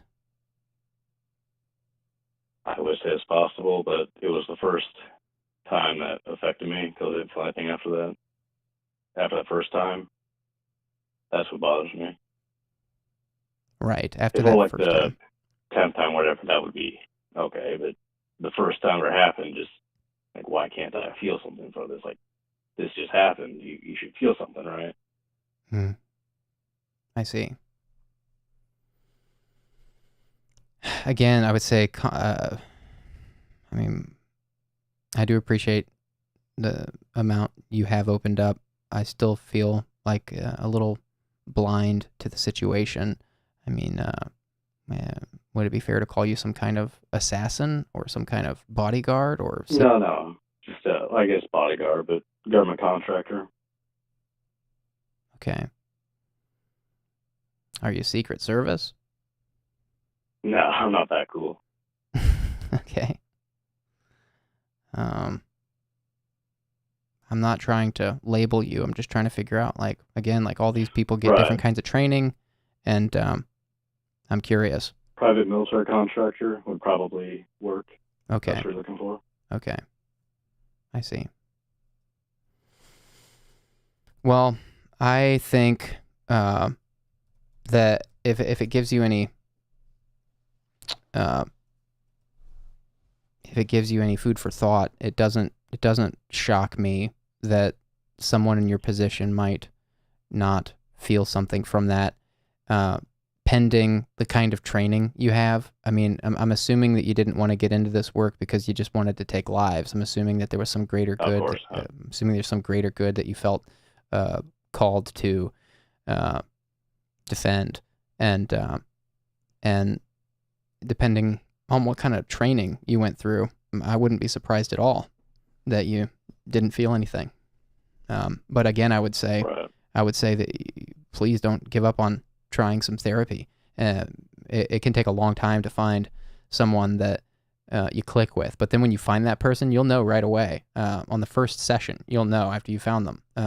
Oh, this person gets it, and they're going to be able to actually help me unpack something that's been driving me mad for years. That feeling is one of the best feelings when you finally find that person. It can take a lot of time, but that person's out there waiting for you somewhere. And so I would encourage you to try that. I want to leave you with a resource. I want to leave you with the Psychology Today website. Are you familiar with that website? Yeah. They have a great tool there. I'm going to throw this link into the chat for you. If you go back to this part of the episode and find that chat, I just put in there the Psychology Today link. They have a tool on their homepage that allows you to put in your zip code and find a therapist in your area, and you can filter them by specialties. You can filter them by qualifications. You can filter it even by like insurance. You can filter it by all kinds of criteria until you find kind of the perfect set you're looking for. And what I would recommend is going in there and finding like read a bunch of bios on psychologists. I would actually find a psychologist in your case and not just a regular talk therapist. I definitely would not go to a psychiatrist or a regular talk therapist for your case. I would find a psychologist. I'm not sure if you're up on the differences between those three. Yeah, but I took psychology in college. Okay, great. So I would find a good psychologist that understands military and just read some bios and flag like 3 to 5 bios that you really like, just based on the bios. Again, once you've already filtered for the qualifications and the specialties, once you've found like 3 to 5 bios you like you read them and you're like, oh, I like how this person presents themselves. I feel like I could talk to this person. I feel like they'd get me. And then just reach out to those people and ask for a 20-minute consultation. And most of them will give you that for free. And you can just call them on the phone and hear their voice and tell them, what it is. You can tell them vaguely at first, since it sounds like you're wrapped up in some NDAs. Tell them vaguely at first, look, like I'm going through these things. I need someone I can feel comfortable talking about XYZ, and I need some solutions or some feedback. You might even need to do some just regular unpacking, like ongoing. And you'll know, you might have a really good sense within 20 minutes on that free phone consultation, which one's going to be the right fit. And that's a great way to help you not waste a bunch of money and time going into like an hour-long intake session with a new therapist, and then it's not a good fit. That's one of the worst feelings. So what I just laid out there is a really efficient and free way to find a good therapist that's right for what you're going through. Appreciate it. Thanks for calling in and sharing. Is there anything else you want to talk about? Was this helpful? Did we get to the bottom of anything? I know you were just looking for an opinion, but your case was so unique that I admittedly was not sure exactly which questions I could ask and couldn't ask. So I'm left feeling a little bit like, was that helpful at all? Like, is there anything you want to say? Yeah, you're good. It helps. Thank you. Nothing else? Not I can think of. Maybe there's nothing you can say. Yeah. You're not allowed to say anything else. Yeah. Well, thanks for calling and sharing, and I please call back again anytime. I'd be happy to talk more about it if you think of something else you want to mention or carry on about. Anytime. Thank you. Take care. Good night. You as well. Have a good night. Okay, guys, we're probably going to have time for one more caller.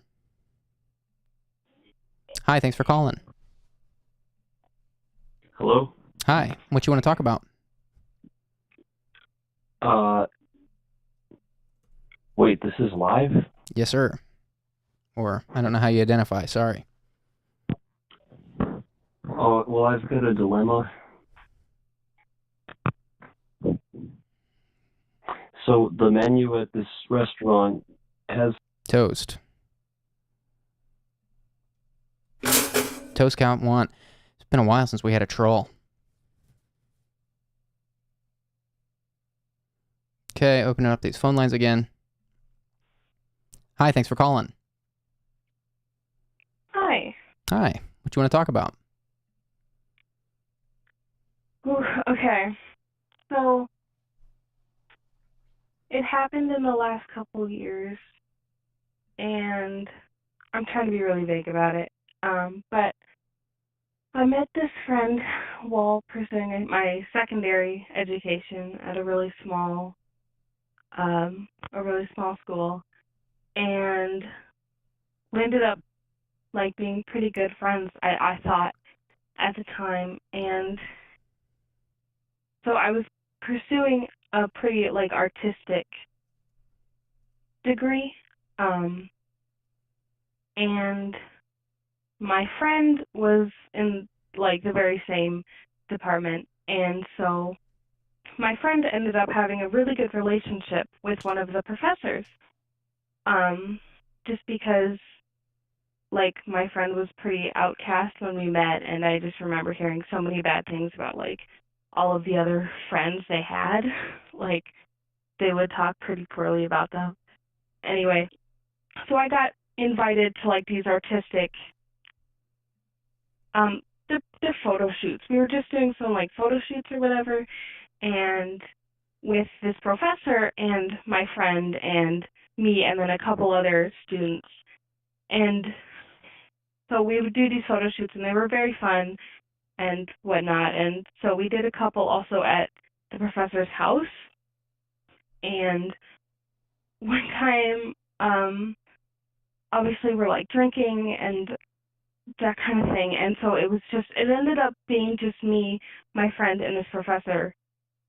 And it was very cold outside, and so we like went to the hot tub, but like I'm pretty self-conscious, so I like, just kept on my shirt. I wasn't like prepared to go into a hot tub or anything like that.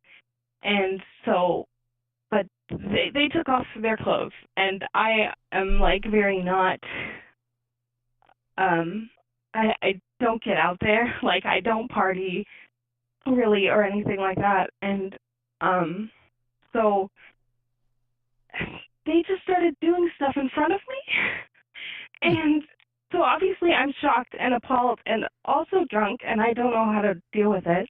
And so I step away from the situation. I go inside, and I'm just like panicking, and I'm calling my fiance at the time. I'm like, it's 4 a.m. and I'm terrified right now.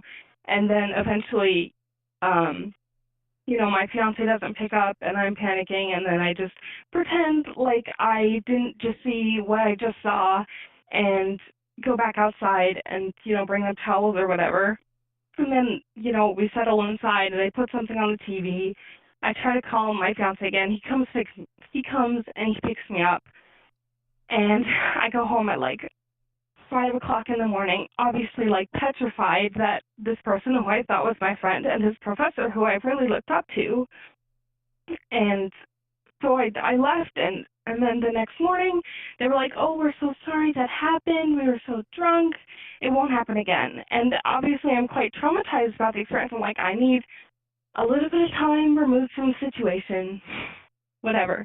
But because I'm stupid and forgiving or whatever, I like start talking to them again, and they're like, hey, we're having another photo shoot, and this other person is also going to be there.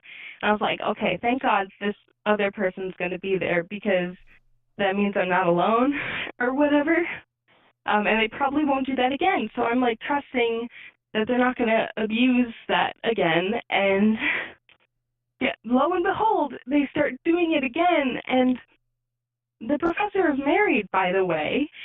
And so I leave them again in the hot tub, but it's in a different location now. And the spouse comes home and is like, "Oh, hey, have you seen my professor spouse?" And I'm like, "Yeah, they're over there," knowing full well what they're doing. And then, like, we all scatter, obviously, and it's all just a cluster, and I'm so hurt because this person who I thought was my friend, like, hasn't talked to me since then. And obviously, they were abusing the situation for God knows whatever reason. And also, I was trying to still talk to this professor because they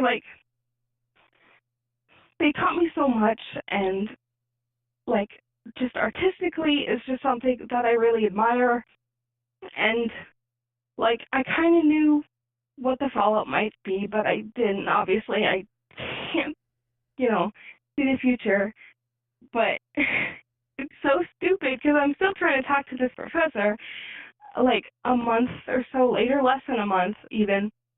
And then eventually I get a text from his spouse who basically tells me that, like, they hope that I live the life that I deserve, and I can keep talking to the professor if I want, but I obviously just apologize because I don't know what else to, like, say. Like, I held the secret from between the first time and the second time for, like, a month, and it was just, like, it was probably one of the worst months of my life, just, like, mentally.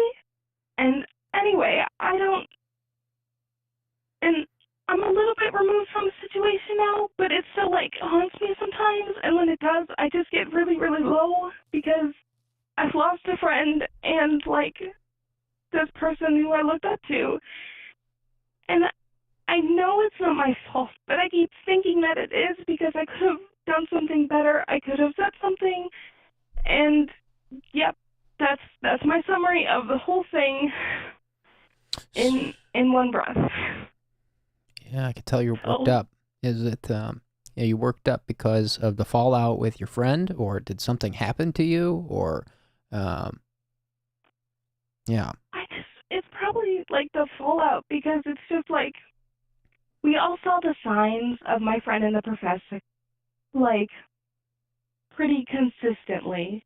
I remember talking to another friend who would sometimes go to the photo shoots, and, like 2-3 weeks ago, I ran into them, and I was like, "Oh, hey, by the way, that thing we talked about one time where we were talking about how weird their relationship was, it's actually true, and whatever you heard contrary, because the professor obviously had to leave, is, it's crap. Like, the professor left because of that." And I'm just like, it's so messed up, and I'm like, sometimes I'm fine because I don't think about it, but then I think about it. I'm just like, and I don't know. It's just, I'm not dealing well with the fact that happened. Did it feel like some kind of sexual advance on you? Is that what it was? Like, it wasn't involving me at all, but they did it in front of me, like, twice. And I think they thought I was stupid or something. I was trying to play stupid because I was too embarrassed to, like, confront them. And yeah, I don't know. Yeah, I'm hearing a few things. If I can just put it back to you how I'm hearing it. I'm hearing I'm hearing some disappointment and confusion, number one, around this this professor who is not acting much like a professor. It sounds like they may be abusing their power and seducing students, which is a whole other can of worms, of course. But, like, you being in that situation and watching your friend open up to that professor, I can imagine was really confusing and a lot to take in, and especially if you weren't really drinking the Kool-Aid in the moment. You mentioned you were down to get in the hot tub, but you left your shirt on. It was not like anything sexy for you. You just thought you mentioned you got in because you were cold. It was a cold night, which makes sense. So I imagine that seeing your professor come on to your friend, a student, was like it was a mixed bag of emotion, because it's not just your friend like actually doing this with this guy, but also it's like how am I supposed to look up to this professor anymore? I mean, I'm just describing what I'm hearing in your voice. Is that accurate? Yeah. And then I'm also hearing that was number one. Number two, I'm hearing that your friend has kind of shunned you. I mean, that part doesn't really confuse me that much. I mean, if your friend senses that you weren't drinking that Kool-Aid, then maybe they feel judged. Maybe they're afraid of how you'll respond. Maybe they're protecting themselves. I'm also wondering how old you are.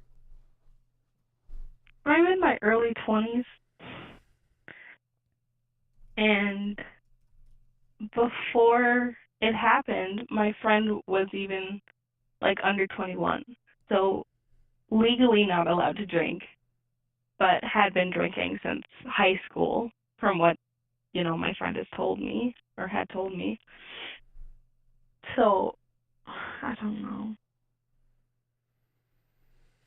know. You might just need to let these people go. It might be hard, since this is your professor, it sounds like, and you might be still obligated to attend some classes with that professor. But as far as the friend goes, the best thing you might be able to do is, I would say, just consider just letting that person take the space they're taking. Let sleeping dogs lie. If they're not around as much anymore, and that might be hard to hear, but rarely any good comes from. And I'm not claiming you're doing this, by the way, but since you're a little lost and confused, my conviction is that rarely any good comes from chasing people down or trying to get a certain conversation to happen. If the other party is not open to that kind of conversation, maybe your friend just wants to, just keep doing this, and maybe they don't want your input on why they shouldn't. Maybe they're afraid you'll talk them out of it, and they don't want to be talked out of it. And worst case scenario, maybe they do think you're weird that you weren't into that. And if any of those are true, I mean, I would say if any of those are true, consider just letting that lie and just letting it be there. And then just keep doing the school that you're on the hook for.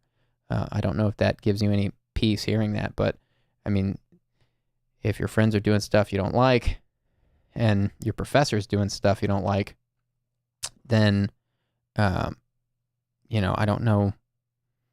I don't know that any good will come from like forcing a conversation. I mean, is the professor, are these girls of legal age? Is the professor doing something illegal? Well, with like alcohol and some drugs, yes, because my friend is under 21, and also some illicit drugs anyway. But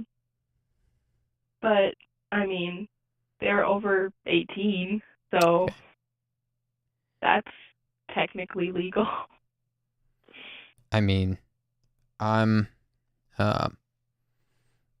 on such an extreme, if your professor is doing drugs with students, that's pretty extreme. I'm not going to tell you to do anything, but I might, if I were you, I might research what's legal and illegal in your area if you're not already 100% certain on that, and then maybe, if I would say just trust your own convictions on whether you need to report that professor in some way, or to not. I mean, I'm not going to make a recommendation on something like that on a short phone call here, because I don't want to get you into trouble or have something backfire on you, because I have limited context, and you're talking about a professor, I don't know where you're in school. I don't want to know, but regardless, it sounds really sketchy what's going on, and the chat is with me on that. Everybody is kind of No, it's so sketchy. It's very sketchy. Rebecca Burlew from the chat says, the fact that this is not a one-off is a huge red flag. The second time around was not an accident, and real friends wouldn't do this to you and treat you like this. That is 100% right, and that's what I'm getting at, that's what I'm getting at when I say, you might just like let this one go. You might just not to tolerate it, but you might quite the opposite. You might just let it go and just be like, okay, well, that ran its course. I'm not hanging out in that crowd anymore.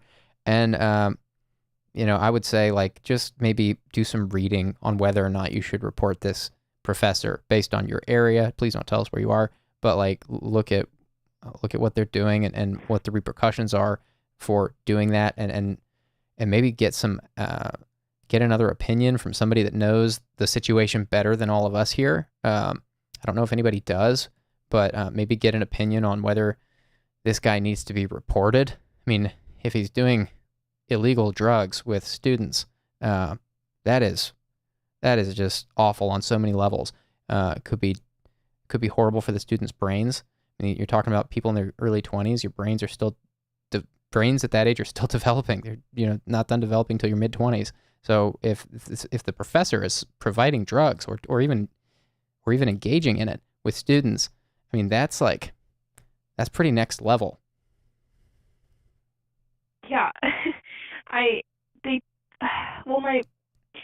My friend told me one time that the professor gave my friend I don't remember what it was cocaine or something, a drink or something with that. And I mentioned it to my fiance, and they just went at me so hard when I said that to my fiance, or when I told them that I told my fiance that. And I just felt like such a piece of shit because I ruined their trust. And well, they ruined yours. I mean, you didn't, it's not like you reported them. You were just trying to get some input. I mean, maybe be careful who you tell what you've told to. I mean, maybe your friends didn't need to know you told your fiance. I would say, I mean, your trust by these people is naturally shaken by all this activity. So, maybe don't share with them anything else about what you're doing or what you're thinking. Maybe just let them. Sounds like some space is needed there, some distance. Yeah, I mean, my friend has pretty much left me on red since the second event, and I have a bunch of their stuff still, so it's kind of weird, and I don't know what to do with it. And since the professor's spouse texted me, I haven't texted the professor at all. So it's been a little bit since I've talked to either of them, and I don't know. I don't know why it haunts me so much, because I want to move on and let it go, but it's really hard. So are you? It sounds like you're really afraid. It sounds like you're really afraid and don't know what the right thing to do is.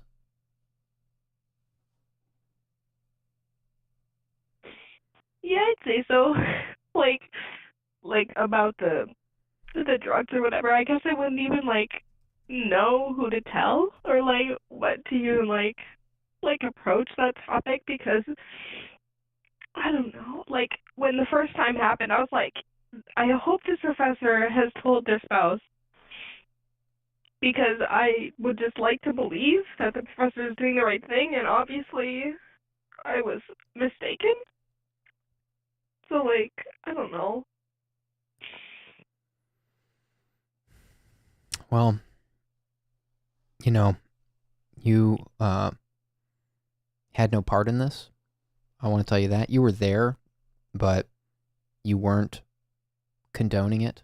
And if you can create some distance between you and these people, it sounds like you already have some of that, but if you can draw a clear distinction between, you were there on that first night it happened, so maybe your friends thought it was cool. Maybe they thought you were cool with it, and that's why they did it again the second time you all were together. So I think, so again, that's why I'm saying some distance might be helpful, because if you can draw a line and be like, look, like, I stopped hanging out with you guys once that started happening, that's only going to help you in every single way. One, it'll signal to your friends you're not okay with that you're not okay with being thrown into situations like that, and you don't condone the behavior. And two, if you were to decide at some point in the future that this needs to be reported, drawing that distance now will protect you from having a hand in that stuff, and it'll make it clear that you were not like engaging with that. That'll help your case if it comes to that.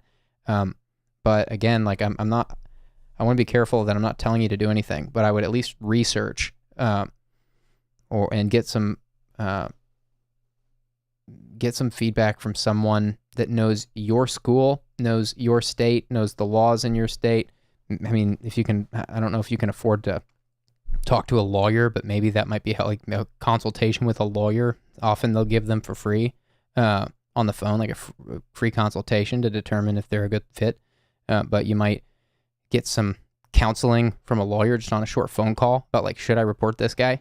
I'm just trying to, like, load you up with some ideas on some things that might help you deal with this moving forward, because you can't, it sounds like you're not going to keep hanging around these people, and it sounds like you're really conflicted on what to do.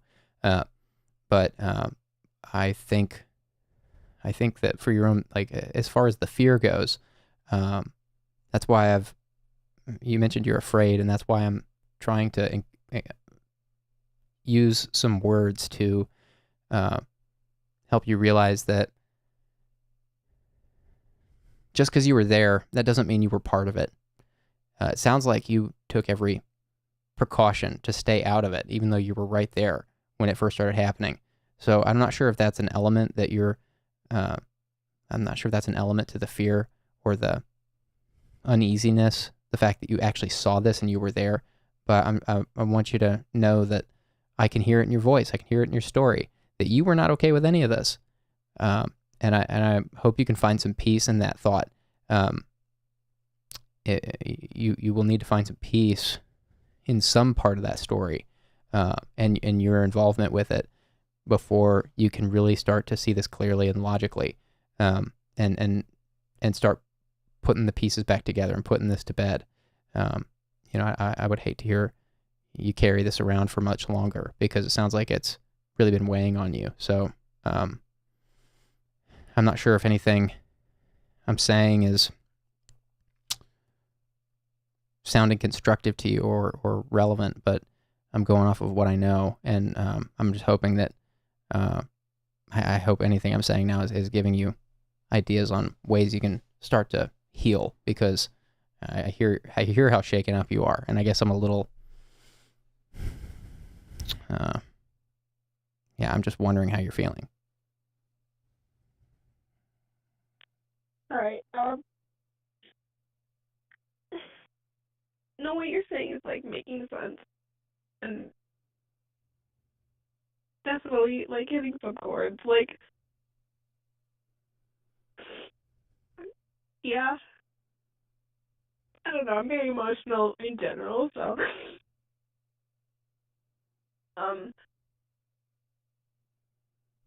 yeah. I mean, I've never heard the term, like, condone used with the situation. Like, I don't know. I feel like just because I was quiet about it the first time, I'm sort of, like, responsible that it happened again. And I know it's just this random spouse who I'm never going to see again, probably. But I don't know. I feel like I don't know. I maybe owed them something, or, like, because the text they sent me was, like, really mean, but it was totally justified because, like, they have kids together who I've, like, talked to, and I just decided that this professor was like too important to me than, common decency or something. It sounds like there's a moral conflict. Like it sounds like there's an element here that you're really frustrated that people just can't do the right thing. Is that an element here? Probably, yeah. To that, I would say, this might sound like hard news to hear, but we obviously can't control what people do. I would encourage you to free yourself of that. Yeah. And I hear the conflict in your voice. I know it's not as simple as like just wanting someone to be good. Like, what does that mean? In fact, my grandfather has this. He says a lot of asinine things. One of my favorite things he says is, "I've always wanted a painting of a bunch of kids being good." like what does that even mean? I'm trying to be lighthearted in the sentiment I'm sharing, but that's always cracked me up. But like, what is being good? And also, I'm not. That's a good question. Yeah, and it's what I'm saying is that, like, I'm sensing for you, it's more than just about people being good, and it's more about the personal connection you thought you had with these people. Maybe that's what it is. Maybe it's that, you said you knew this professor's kids, and like that was the first thing you mentioned when we got into that, about like what was so personal about it for you. And I'm wondering, like, was it the facade of the relationship crumbling? Maybe that's what this is. Maybe it's not about like people being good, air quotes. Maybe it's not about the fact that there was this awkward sexual experience that you didn't consent to and weren't able to get out of. Maybe it's mostly about these relational facades crumbling before your eyes once you said, like, I'm not okay with this, and just watching like everything, like watching the disparity between what you thought to be true and what was actually true. Maybe it's some kind of shock of the actual reality setting in. I don't know if that makes sense. Well, I never really had been invited to photo shoots or similar artistic clubs or whatever that they invited me to. So and when everything just sort of disappeared from that, I was like, oh, maybe they didn't actually just want me around, and they were just using me as a cover so the two could hang out more or whatever.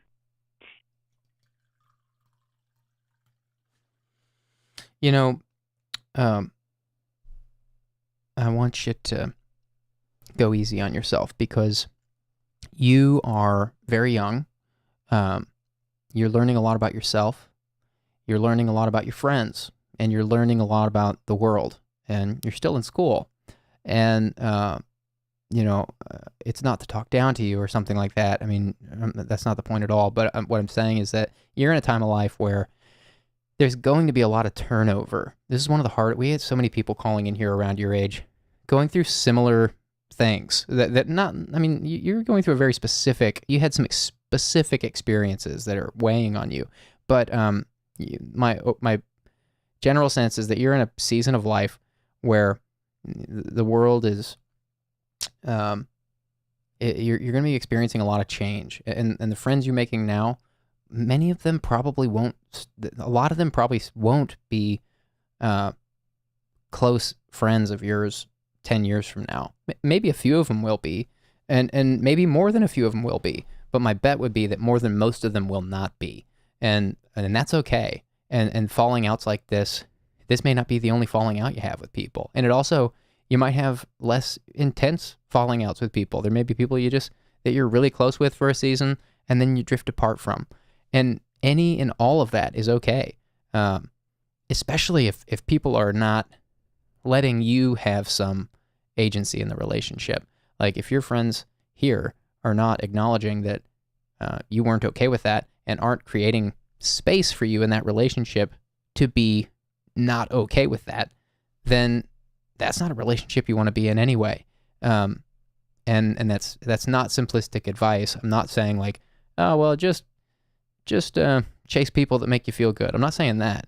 Because there's also a benefit from being friends with people that will argue with you a little bit and bring new perspectives. A lot of my deepest friendships in my how old am I? I'm in my mid-30s. And my friends, a lot of my closest friends are people that I disagree with on most things. And these are some of my favorite relationships, people that I disagree with on things. So I'm not saying like chase the feel goods, but I am saying it's okay if things like this happen. It may not feel okay in the moment, and you've got some processing to do to get over the actual experience. But in the long run, if these people don't come back and don't learn, then I believe you will find peace with that eventually, and it might take some time. But I'm really sorry to hear what's weighing on your mind. I mean, it's not just simply that your friends are moving on. You've got a dilemma, and it sounds like a moral dilemma of what to do about this professor. Somebody earlier mentioned you might be able to put in an anonymous tip on the anonymous tip line about a professor drinking with underage students. That might be a good idea, so that you're not like publicly coming out and saying like, I saw XYZ. You could, there's an anonymous tip lines you can drop things in. So you might consider something like that. I'm using the word consider here very intentionally because, again, we have limited context, and I don't want to get you into trouble or do something that backfires, or get you to do something that backfires. Please do your own research. But I've tried to listen tonight, and the chat and I are just trying to provide ideas and comfort for you and to understand the situation. So I appreciate you sharing. And I'm hoping that any of this has been helpful. Definitely. So, I appreciate it. Is there anything else you want to say? Just thanks, I guess. I don't know. I don't talk about it a lot, so. Right. I just appreciate the listening and the advice, obviously. So. Well, consider joining our Discord. The chat loves you. I'm not sure if you've seen anything that they've been saying, but the chat loves you. No, I've not. The chat might be a good resource for you. Go back through and read the chat with the episode. Also, I try to mention this every now and then. We do leave all the chat replay up on all these episodes. It does take about 3 hours for YouTube to process the chat replay. So right when the episode goes up, the chat is not available immediately. But after a few hours or the next morning, the chat will be there for you to go back through and read everything everybody's said. And we can't all be right. We're all bringing different perspectives. But I trust you'll pick out the good things that are relevant. And I want you to consider calling back anytime, and also joining our Discord server, because I know we'd all love to see you in there and hear more from you. Yeah. Well, thanks for calling tonight. Thanks for sharing. That must have taken a lot of bravery, and I hope I didn't take too much out of you from asking questions. Well, no, it's been nice. It's always cathartic to cry about it, but yeah. Well, take care of yourself, and be good to yourself, and get some rest. And like I said, call back again anytime. Thanks. Take care. Thank you. Good night. Thanks, chat.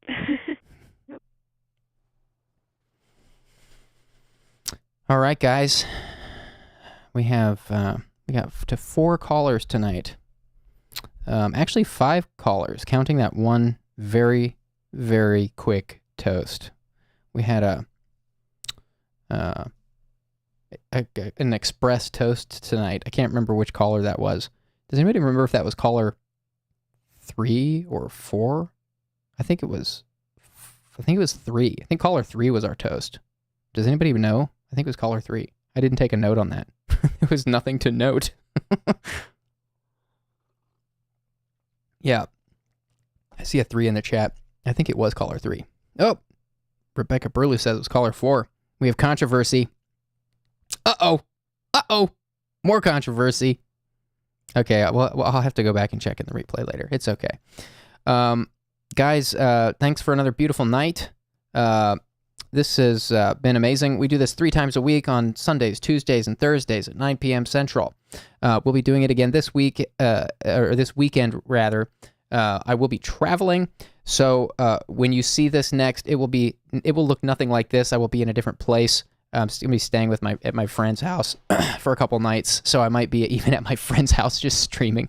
But I am going to try to get to one of these. I won't have any of my bells and whistles with me, and I might miss one of them. There's a chance I might miss Sunday or Tuesday, but I'm doing my damnedest not to miss both of them, and that should be reasonable.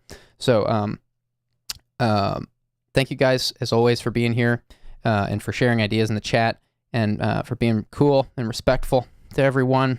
Huge shout out to our mods. Tonight we had Offcore, Jake Cooper, Easy Cheesy, Deanna Krebs. You guys are amazing. Jake Cooper. Did I say Jake Cooper? I think I did. I'm just scrolling really fast and just saying all the blue names I see. That's how I do the mods credits at the end. It actually is scrolling for me. It looks like movie credits.